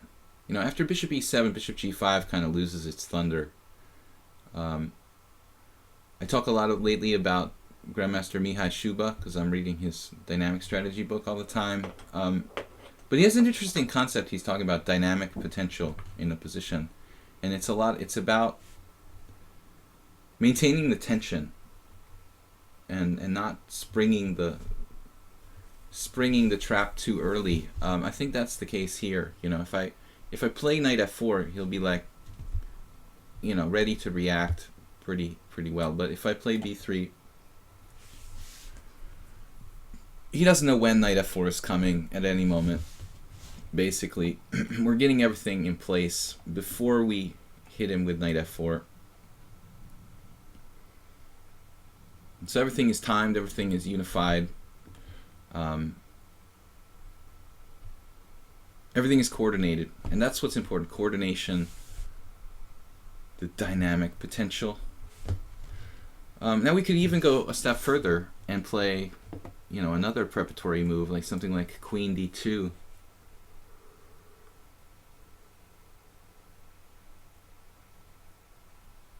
Certainly looks fine. He's got no b5 counterplay.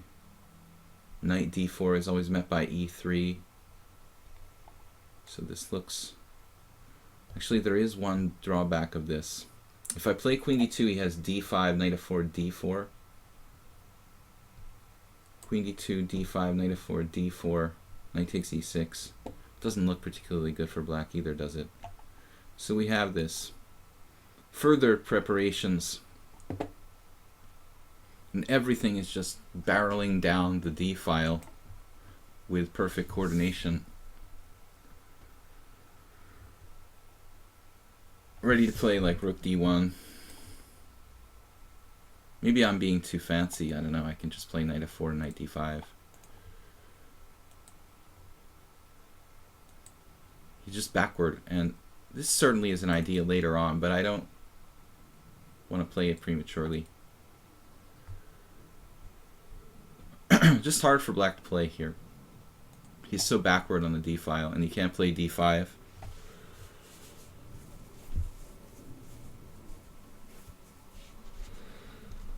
Overextension is good.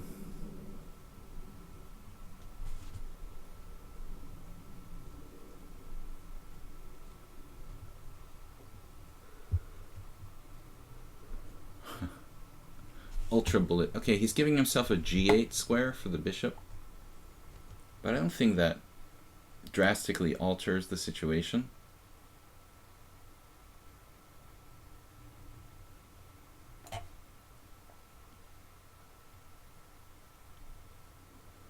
He's actually putting his king on the diagonal with my secret bishop on b2. Okay, this I did not anticipate in this moment.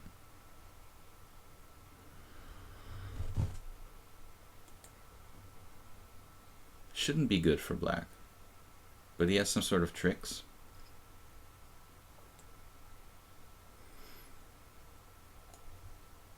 Like, whatever, man. I mean, if you want to play bishop g5 or something, I don't care. The e4 pawn is just overextended. There's no question about that.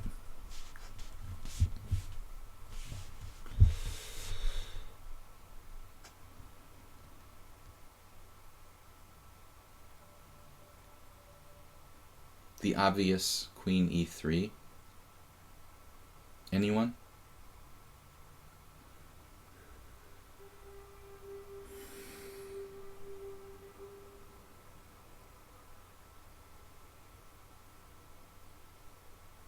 His like tactical defenses based on pinning my queen to my bishop to my queen. Pinning my queen to my bishop on my queen. Does that make sense? Thought so. How about queen e3?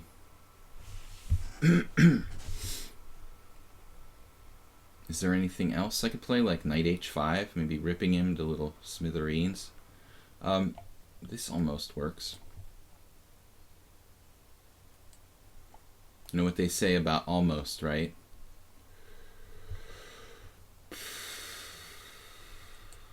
Definitely a tempting move.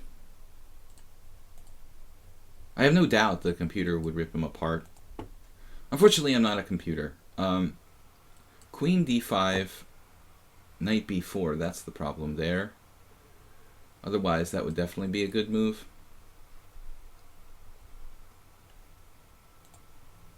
I could even play bishop h3. Though I think my advantage is slipping in that line. There goes the time again.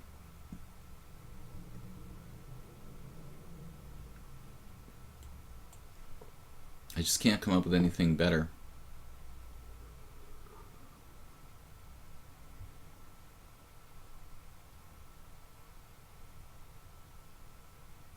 Obviously g5 is not possible.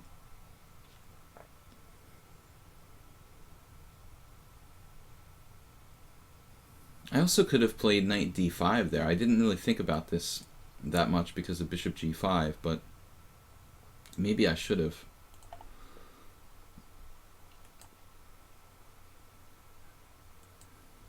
But suddenly knight h5 looks even more tempting now. There's also rook d5. Where does he go after rook d5?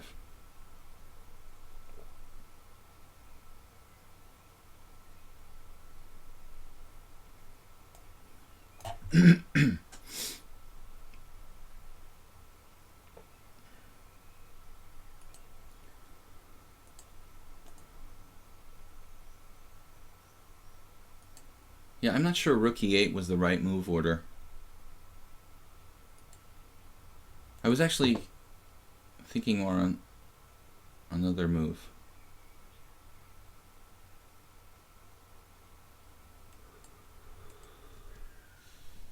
Three minutes to one. Same problem with Against World Loser. Yeah, d5 for the knight was I mean, I could have just played like that, like straight up without doing anything, just going here. Obviously, bishop g5 is the deterrent, you know. It's nothing more than that. But then I have knight e3, and I'm threatening d6. I mean, maybe it's just good for white.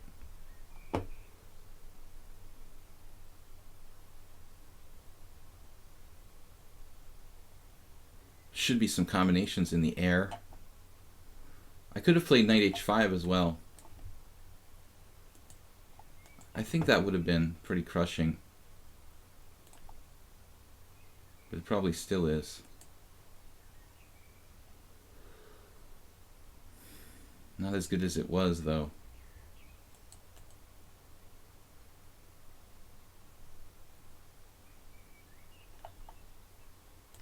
Not as good as it once was.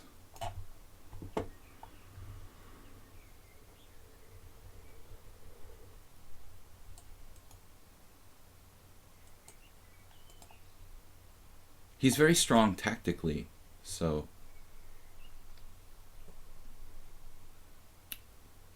well, I think we're just gonna take. We just take on e4, turn it into a positional game. Taking on e5, also possible.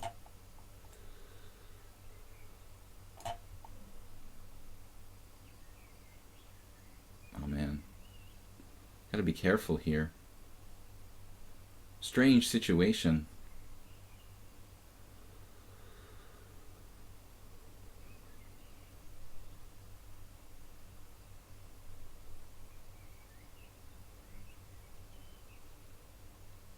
Queen e6.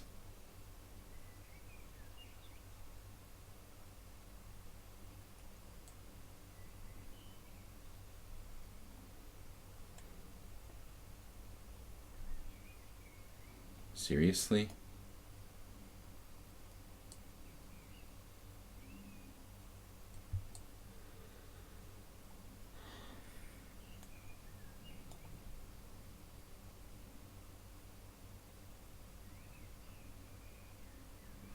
I was really worried my knight was getting trapped.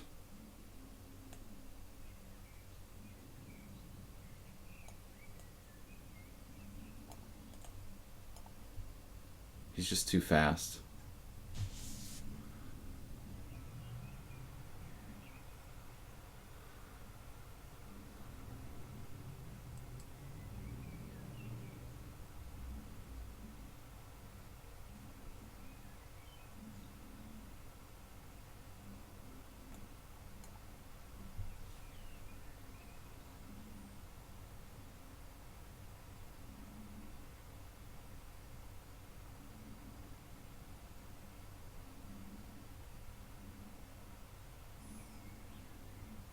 Yeah, it's just too fast. Too fast. Just a totally winning position again. Second day in a row.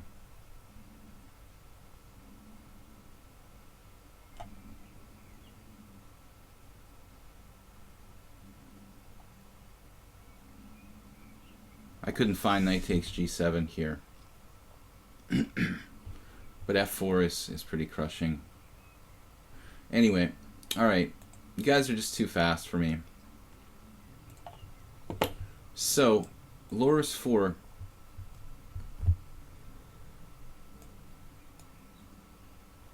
Constant Change always has a lost position lately, but he wins in the end when I have like 5 seconds per move. Anyway, we get to see like a good strategic game for white. What was wrong with knight h5, Blue Crow? What was wrong with knight h5 was that I had like 5 good moves in every position. That's the problem. It's very hard when you have a position where you have like 3 or 4, 5 good candidate moves. Then you have to spend a lot of time like choosing between like 4 strong continuations. It's sometimes better to have like 1 good move, and it's much easier to find them. You've got 100 different moves. I had literally like in every position like 4 strong moves. That's the problem. Like, you're thinking and you're like, it's much easier if you have only move, you know, to play chess. Then I could play quickly. My position was too good, basically. I've lost a lot of games like that. You're just like controlling the entire game, and the other guy's making like only move, only move, only move. It's so much easier if you have just one move to find, you know? I have to sit there debating between like this move that's like +3 and this other one that's +2, and then trying to find this hidden combination, knight takes g7, that's like +5 for white. No, I knew I didn't have time for anything spectacular there, but I failed to find like really simple wins.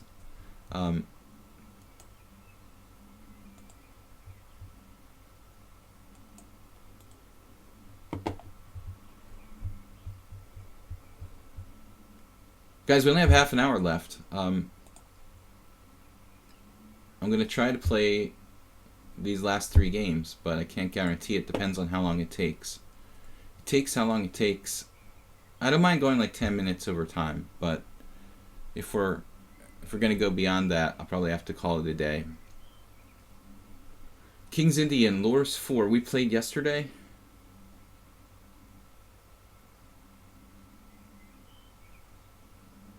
Why don't I remember this?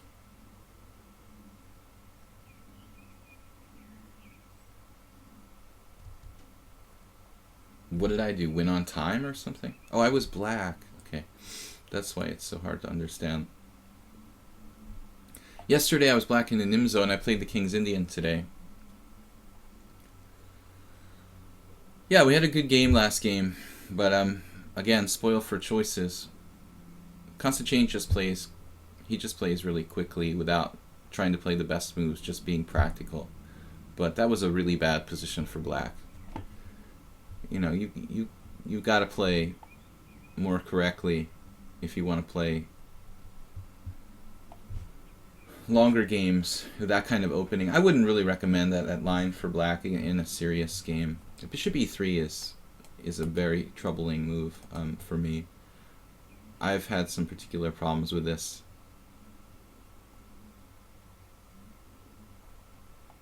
I guess it stops c5 if you if you're afraid of the Benoni or something.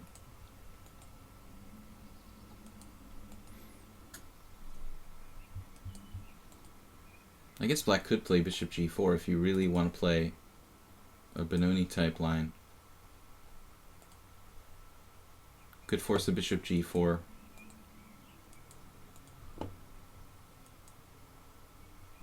As far as I know, this is like Larsson's variation or something. He played some games with bishop e3. I've had particular trouble against it. Knight g4 isn't really good in general until you've already played e5. That's my kind of general principle as far as when to play knight g4 or not.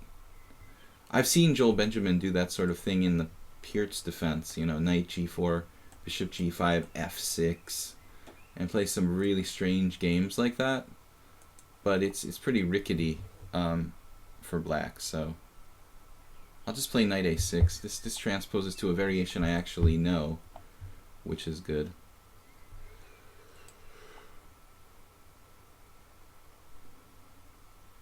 I think we lost a game on the stream in this line, probably more than one.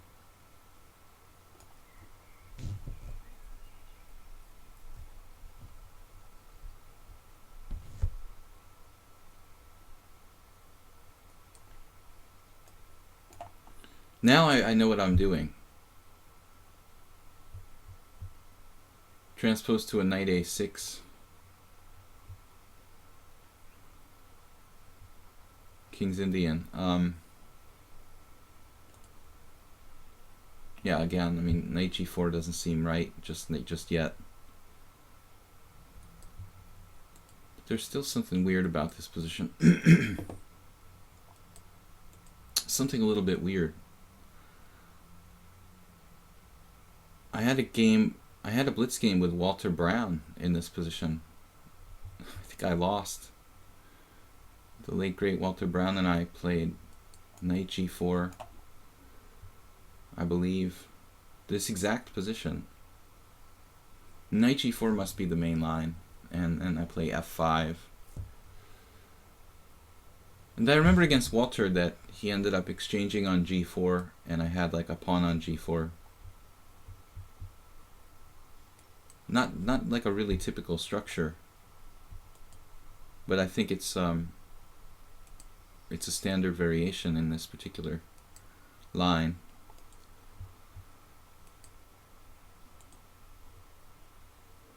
Brown liked to play bishop e3 against the King's Indian, and we had a number of games in Gligorich systems. I managed to draw one, lose the rest. The other two, one was a blitz game, two were tournament games. Once he beat me in like an 8-hour game, it was like unbelievable. 130 move, like, seemed like, I don't know how much it was. Queen and knight ending or something.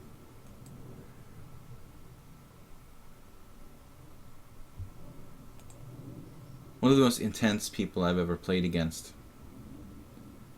You could just feel like the energy bouncing off of his entity.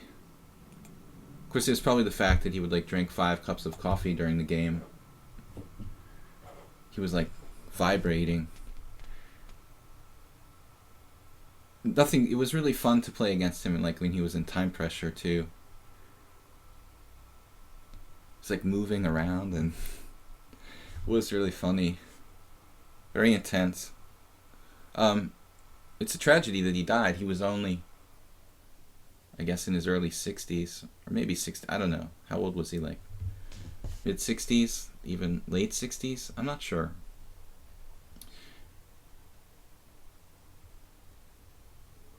We weren't big friends, but I was friendly with him. We had dinner together at the U.S. Championship a few times, and he had a lot of great stories.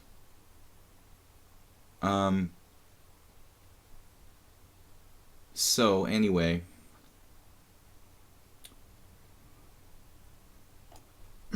knight f6. He had good taste in restaurants and wine. Appreciated the finer things in life. He was also a very good poker player. In fact, I mean, that's what he was doing in the latter part of his life. I think he was a full-time house player at a card casino in California.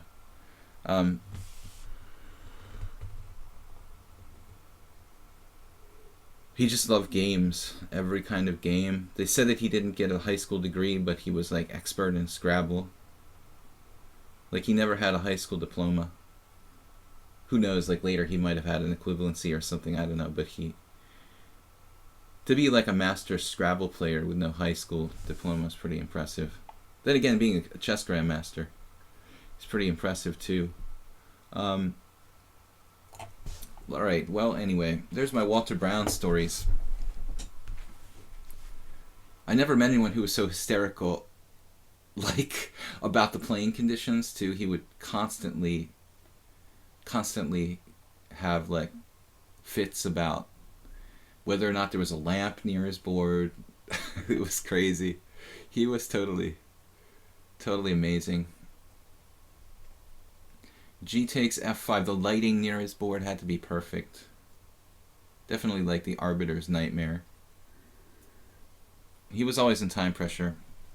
I told the story about, yeah, he was like, I told a story about how Gingy claimed to have glued down one of his pawns before the start of a game in the Olympiad.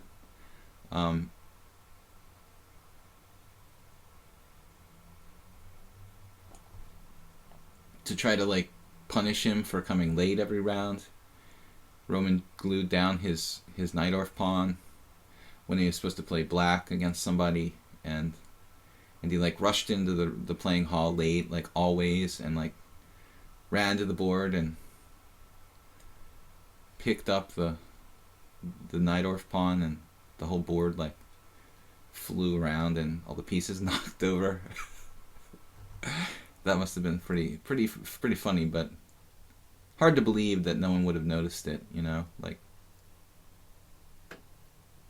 probably a true story. All right. I don't know where to put the queen there. Maybe I should take with the bishop. In fact, yeah, I think we took back the wrong way. I was thinking like the pressure of the long diagonal, but I don't like this exchange for white. Why are you giving up your dark square bishop? Really important piece. It's gonna haunt white for the rest of the game. The whole like complex of dark squares.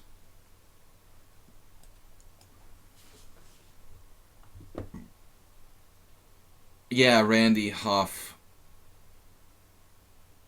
He was yeah, he's a chess organizer in California or whatever. I don't really know him, but I've seen the guy. I don't know Walter that well because I'm an East Coast player and he's from California. I mean, we played a few games, and just that's about it.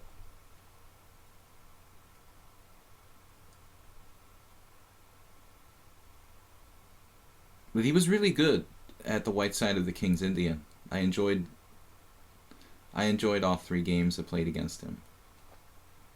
Even if I lost 2 of them. The third one I actually was worse in too. He was expert in the opening. I mean, really, really good theoretically.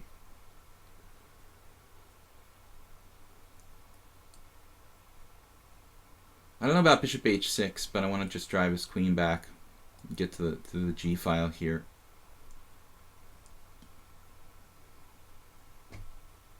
White has good control of the white squares, but it's not really enough.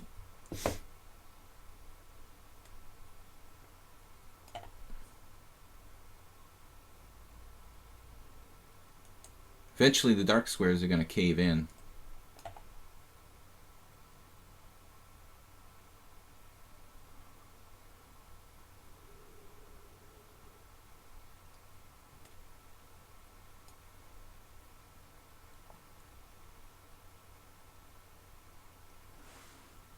So, going back to the opening, I'm not that sure about this. Knight a6 was like a sideline, but I'm not that comfortable with e5 here. That is the main line. Whoops. Anyway. So, queen e8. You're supposed to play knight d2.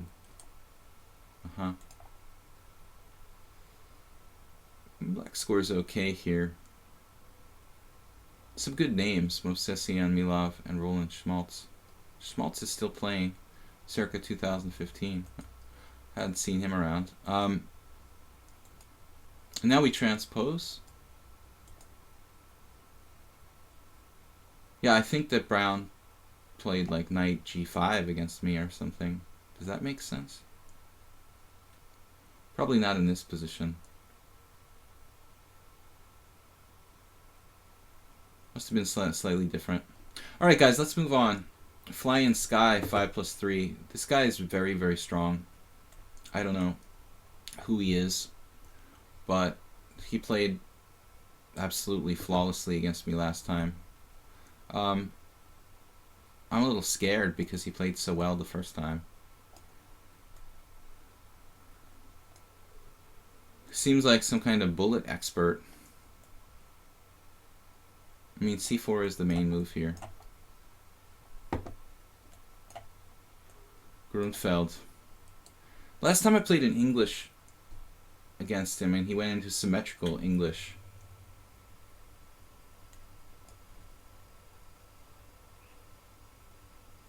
But I think that for Grunfeld players, the English move order is pretty annoying. There's all kinds of anti-Grunfelds. had a lot of games with Sergei Kudrin, and I was always trying to figure out different ways to avoid the Grunfeld with white.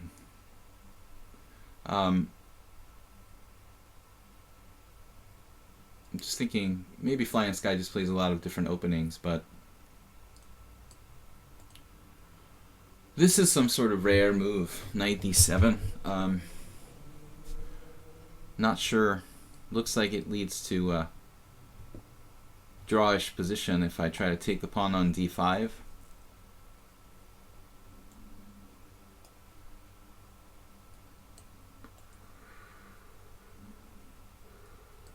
You can play like knight takes d7 there.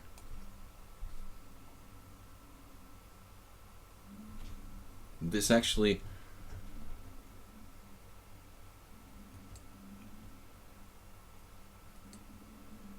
No, it appears to be a little favorable to white.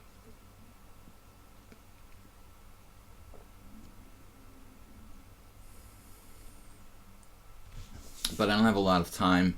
And yet, his position is still pretty solid.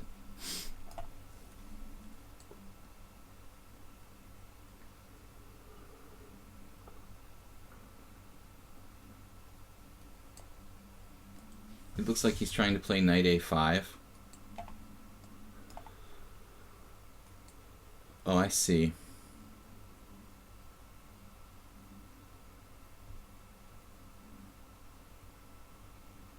Have to look this up.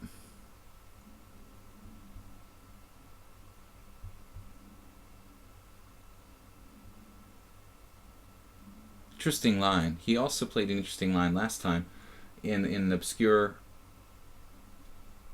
move in the obscure move in the symmetrical English that wasn't that bad. It made me think for like 3 minutes. So maybe he's a collector of strange ideas. But doesn't he have some kind of strong tactic here with like taking on e5? I mean, I'm terrified of that move. Doesn't that just give black a good game? Larson once did that to someone, like bishop takes e5 and d4. It was too confusing for me to calculate the whole thing. f6. I have to take here. And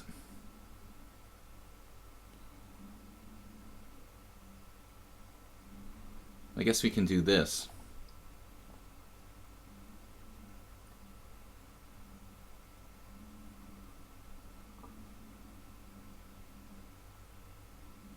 The guy's so compact, you know. He never seems to have a weakness. The pawn on d5 is a very minor issue here. I mean, I have sort of pawn weakness too, so I thought that this way I'm at least equal. If he tries to take on d4, we have various tricks like queen e3, but probably just queen d2 followed by e3 and snap the pawn on d5 with a relatively equal position. But this is just really creative. Where does he come up with this stuff? Knight d7. Is this a normal move?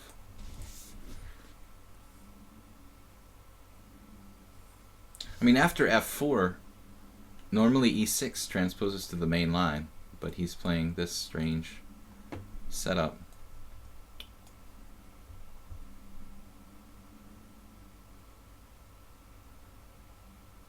For a moment, I was like afraid of queen b6, but it's probably not that big a deal. I could take on d5 there even.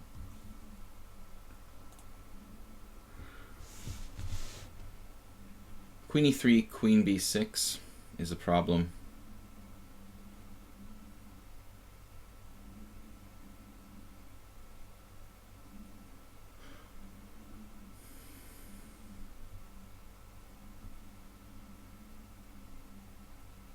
Queen d2, queen b6, e3.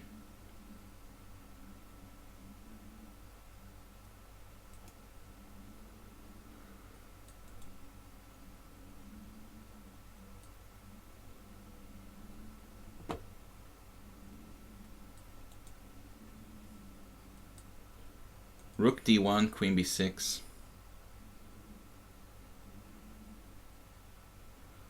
Lots of tactics here. Even knight a4 is possible. Some lines. Maybe I should just play king h1. Not sure that even works. Probably not bad though.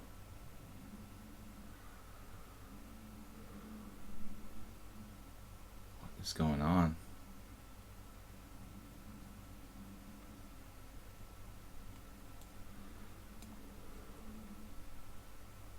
Just instantly. Strange. Maybe e3 is bad. Maybe I should play king h1 here.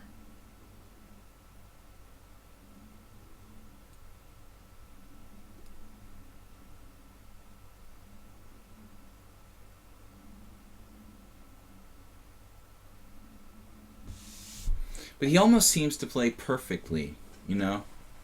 That's how it was last game, too.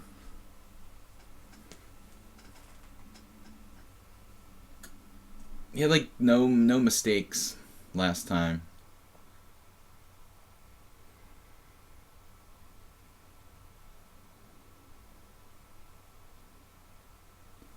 He can't afford to drop his f6 pawn, so this move is not an option. I think king h1 is accurate. It's probably about equal.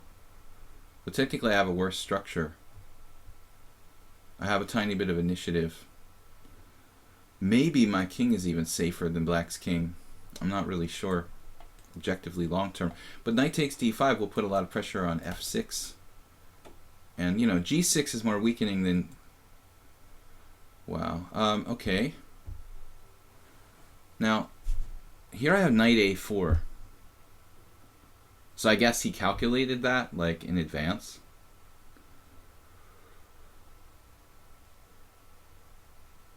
That's sort of scary, isn't it, dude?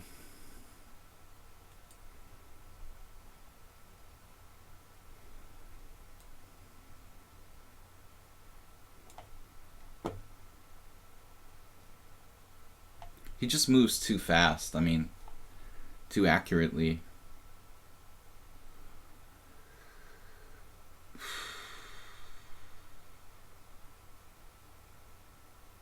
Now I'm just like lost.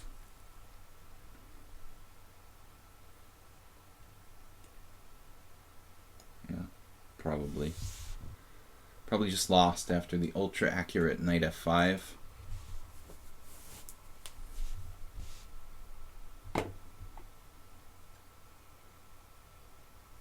I mean, this guy should be like 2,900 probably, playing like this.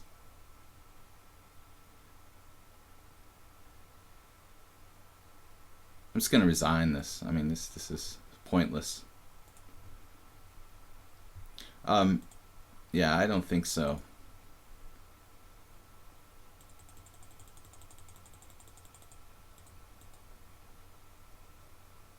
Knight d7 is an obscure move.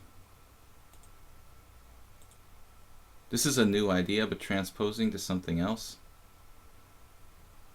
Smirin, Vacher, Galkin. The guy has...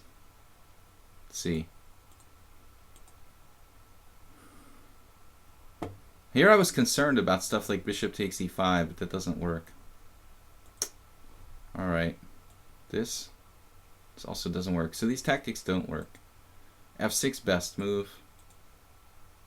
Yeah, black has an inaccuracy. What inaccuracy did he play?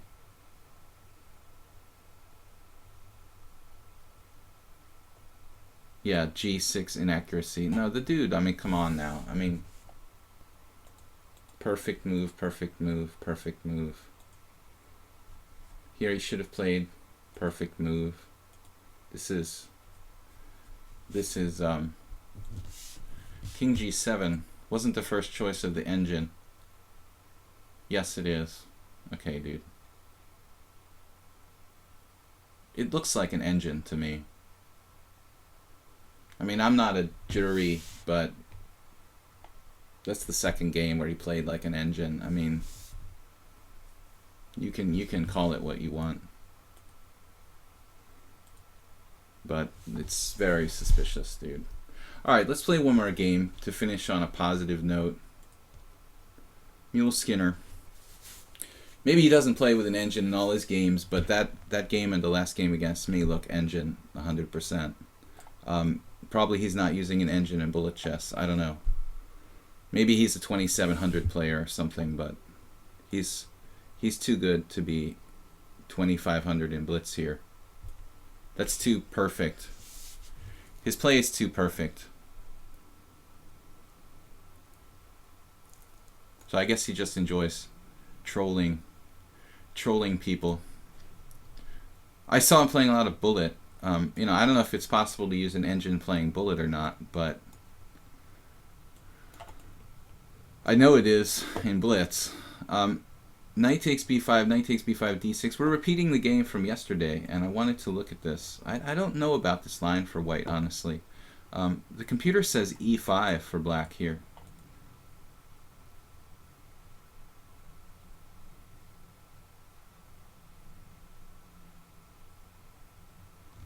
Although I didn't really go into a lot of details.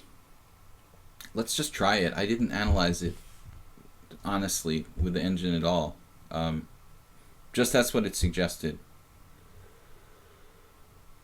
But I don't see any point in playing that dude any more games. I can play a computer, you know, anytime I want. I mean, it's really not necessary to play them here on my stream. e5. Although we always get interesting opening ideas from him, you know. Not really great, but kind of cool. Last time, queen a5 in the symmetrical English, and now knight d7. Like, he purposely chooses offbeat continuations. Maybe he's really good, but plays really bad openings. His openings aren't bad, they're just a little bit offbeat, off the main lines. Dude, nobody's that good, you know, that they play perfect games every time they play you. Even a 2800 would probably not take me seriously and make a mistake or something, you know.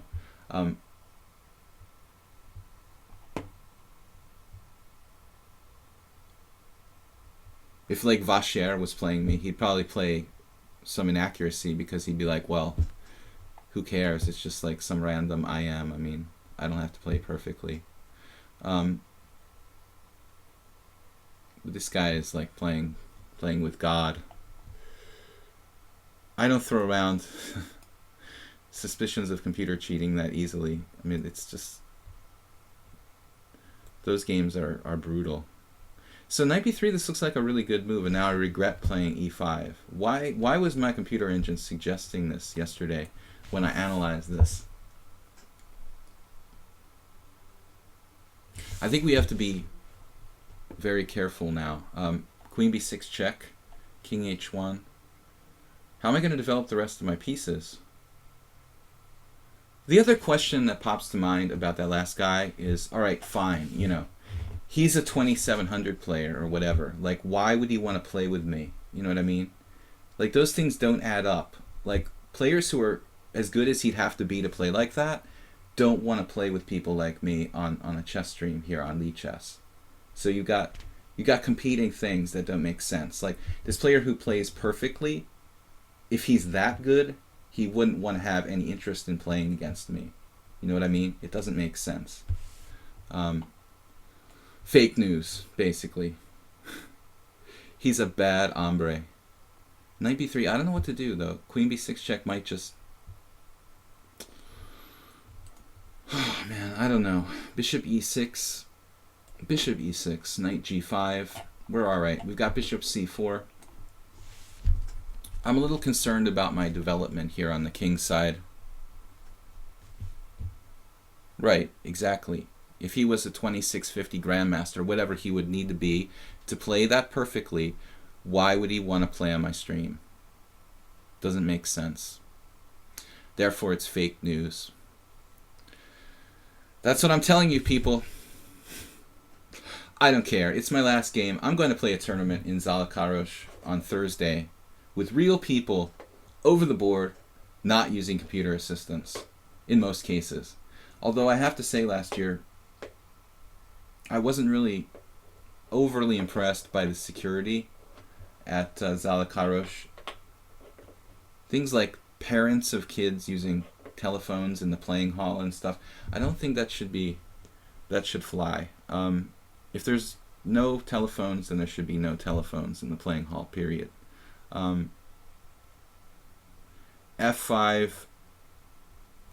I don't even have a smartphone, you know. Bishop c4. Is my bishop going to get trapped? What if I just take this pawn? Pawn takes, bishop takes.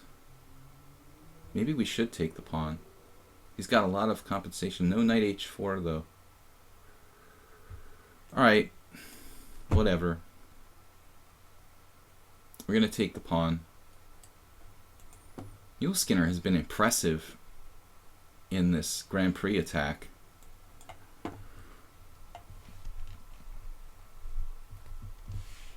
Yeah, if only Justice Bot could play that good.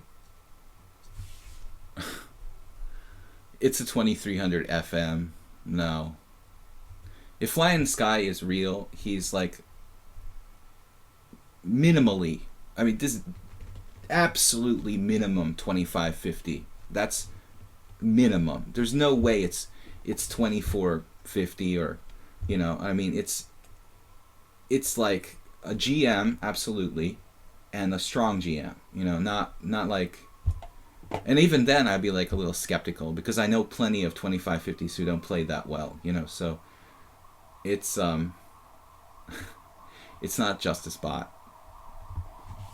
It's not it's not anybody who's not like a GM or GM rating.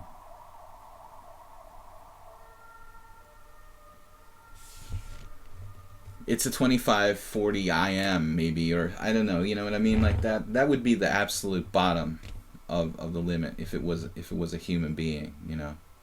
But I think it's my suspicion is that it's some sort of, what do you call it? Centaur, you know, part human, part computer. It's probably a combination. Maybe he just likes to use the computer against me because I'm streaming and it's funny. I don't know. I looked at his game with Stefan Kuipers, and it was different. You know, it was different than the game he played. It was different than the games he played against me.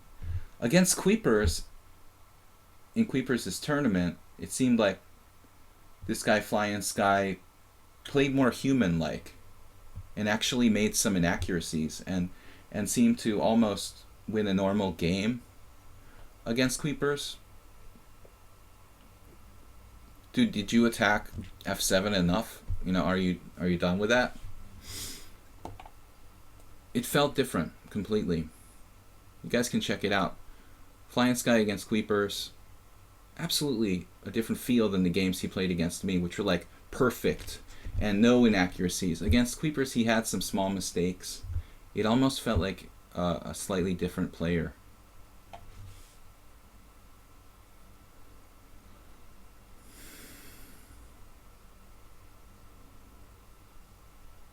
But it has a computery feel the way it plays against me. Those two games are absolutely computery. I mean, nothing could be further from the truth. Queen takes b7. Alright, we're up a central pawn mass, basically. Guys, it's time for me to go. So this is last game. I'm off. We're going to be not streaming for like 9 or 10 days. I'll let you know when it's I'll let you know when it's a draw. I'll let you know when I'll be streaming again on the Sparkle Horse team info, and I'll also post some results to my tournament. Also on Twitch, I'll update when the next stream will be. Tentatively, I'm looking at like maybe like the 28th or 29th, Sunday or Monday, depending when I get back. Alright, what are we up to? White doesn't really have any pressure here. It's not your typical Grand Prix attack. He has some threats along along the F file, but it's pretty well guarded.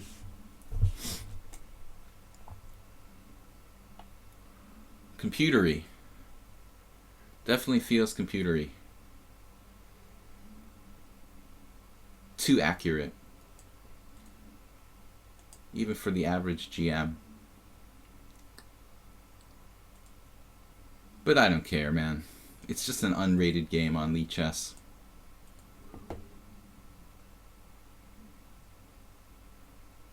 Time will tell who's a computer and who's not. A5. I thought that we can, well, first of all, like, get rid of that knight so I can skewer his queen to the b pawn in some lines. And he just doesn't have any central control. I thought, like, way back when I played takes on f5, honestly, here, g takes f5. I thought he would just play like knight takes e5, but I didn't really calculate very much, so maybe there was something there he didn't like. But I thought that looks like probably still fine for white. Maybe he's even slightly better. Although there's an ending, knight takes e5, d takes e5, queen takes f8. I don't know, that looks okay for white, you know, so I thought that's what he would do, but I was willing to accept an equal endgame.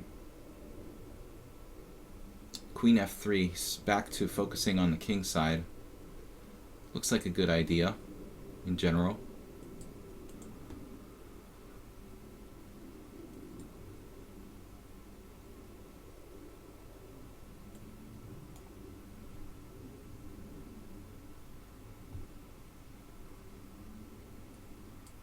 He has 2 pawn islands against my 3. I have isolated A and H pawns, but the center, this mass in the center is very strong for black, acting as a shield.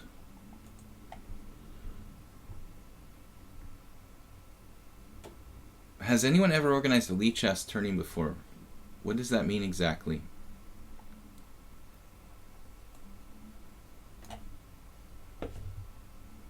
I'm not sure if I'm doing the right thing, by the way, chasing his knight. But he gives me access to attack b2.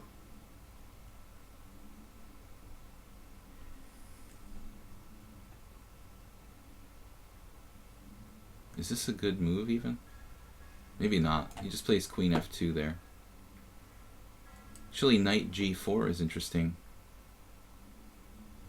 Trapping his bishop, essentially. Then f5. I just made this like Darth Vader noise. I was like, oh. Sorry guys, I didn't mean to do that. It just sort of happened.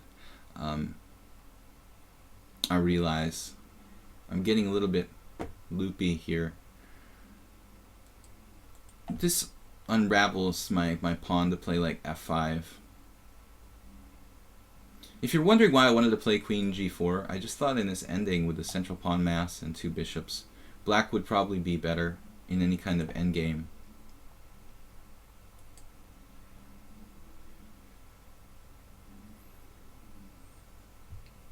We have tactical possibilities of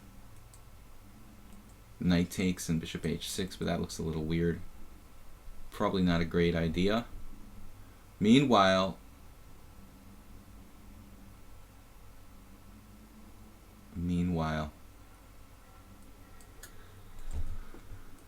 he's got some central threats like knight here.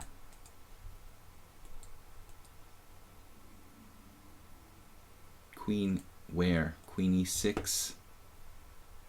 Where can I go? Oh my god. I almost dropped my queen. D5 now.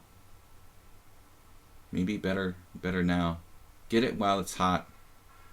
Do it while I can, before it's too late. He has knight c4. Whatever, man. I mean, I can play this. d5 makes sense. His knights don't have good outpost squares. If I have to play d4, I'll play d4. I even have queen a7 trading queens in some positions, but not all of them. Okay. Alright, now I play queen c6 and it looks like everything is really tight here. No threats for white. Last game for today, guys. Knights are struggling to find outposts. I could have played d4 too, but this way is better, not to leave his knight with that outpost square. I thought you'd see it your way. Double attacking d5. This forces a trade of queens. But everything's really well protected.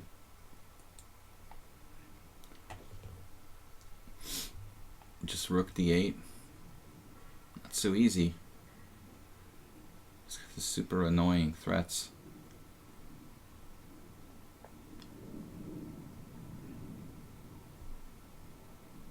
I mean, maybe this is good enough.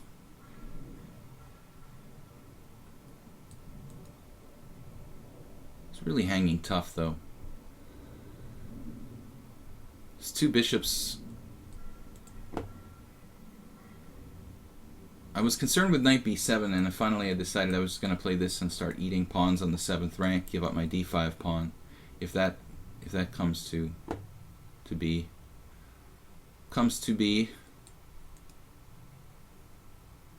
Now what? He's trying to play more, put more pressure on my center with like knight f3. His annoying knights are starting to create real issues.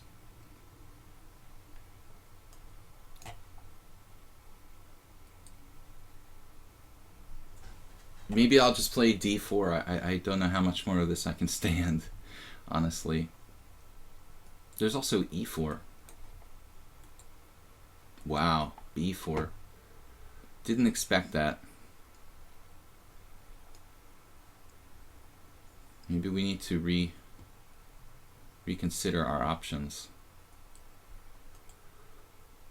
Man, he's just a knight master.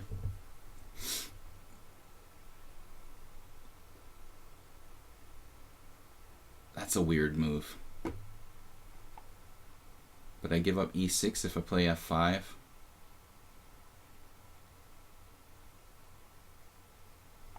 Master of knights. Crazy.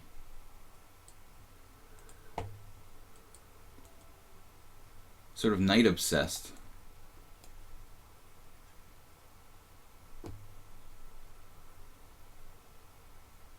He was really, really close to something in this game. Still is. Still has play.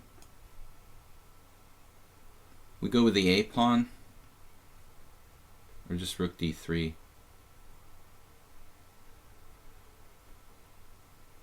Hold on to that guy. Wow. Okay. Damn, dude. Oh man, that would be a bad idea. Will Skinner, you have a sort of obsession with knights, don't you?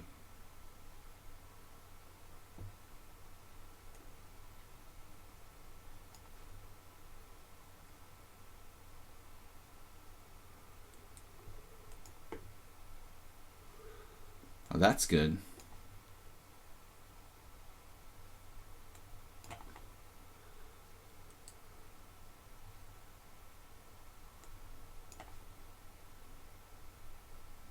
Can I play c2?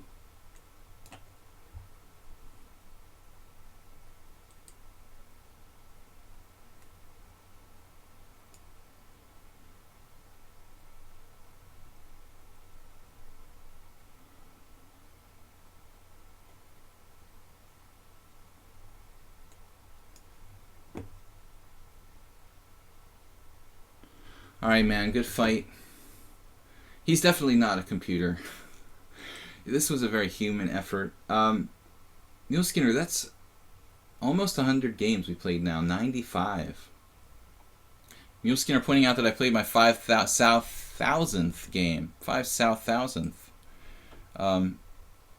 Knight Master. He likes closed positions. He likes knights.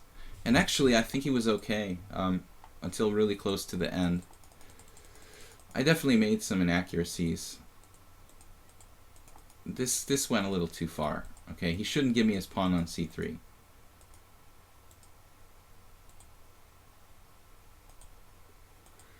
Let's see, where was he still okay? Peter likes my position. I don't know. Around here? The engine thinks I just played alright. This position, I guess. Knight g4, knight c4. Threatening knight b6. Still not that good, huh?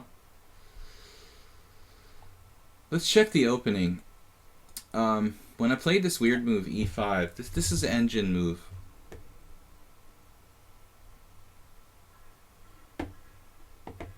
So, it says you're supposed to play knight e2, maybe. I don't know. I like kind of have my doubts about this whole plan that you're trying with d4. You know, I think that it's better to just play like Zen Master did against me. Maybe just ignore, you know, the whole thing and just play a d3 type of setup. Maybe d4 isn't so good. It's only played in like 2 games. I mean, Machea played it, but one random game. Most players play d3. I mean, I think that fits more in with the plan here for white. So anyway, guys, thank you for joining us. We'll be back in like 9 days or so. I think around the 20... Well, that's actually... Let me see. 10 days. 28th. I think we'll be streaming the 28th. That's actually 11 days. Alright. I'll see you then. I'll keep you guys updated via Twitch and my team chat on lichess, Sparkle Horse Team. Don't forget to check out the YouTube channel, Video Chess Training on YouTube. Thanks Blue Crow and World Loser for being co-moderators. And thank you guys for the interesting games today. Don't forget to like and subscribe on my YouTube channel, Video Chess Training on YouTube, as I said. And thanks to those who have donated and helped support the channel, as well as the Twitch stream. So we'll see you guys later. Thanks for joining us today. It was fun. Bye-bye.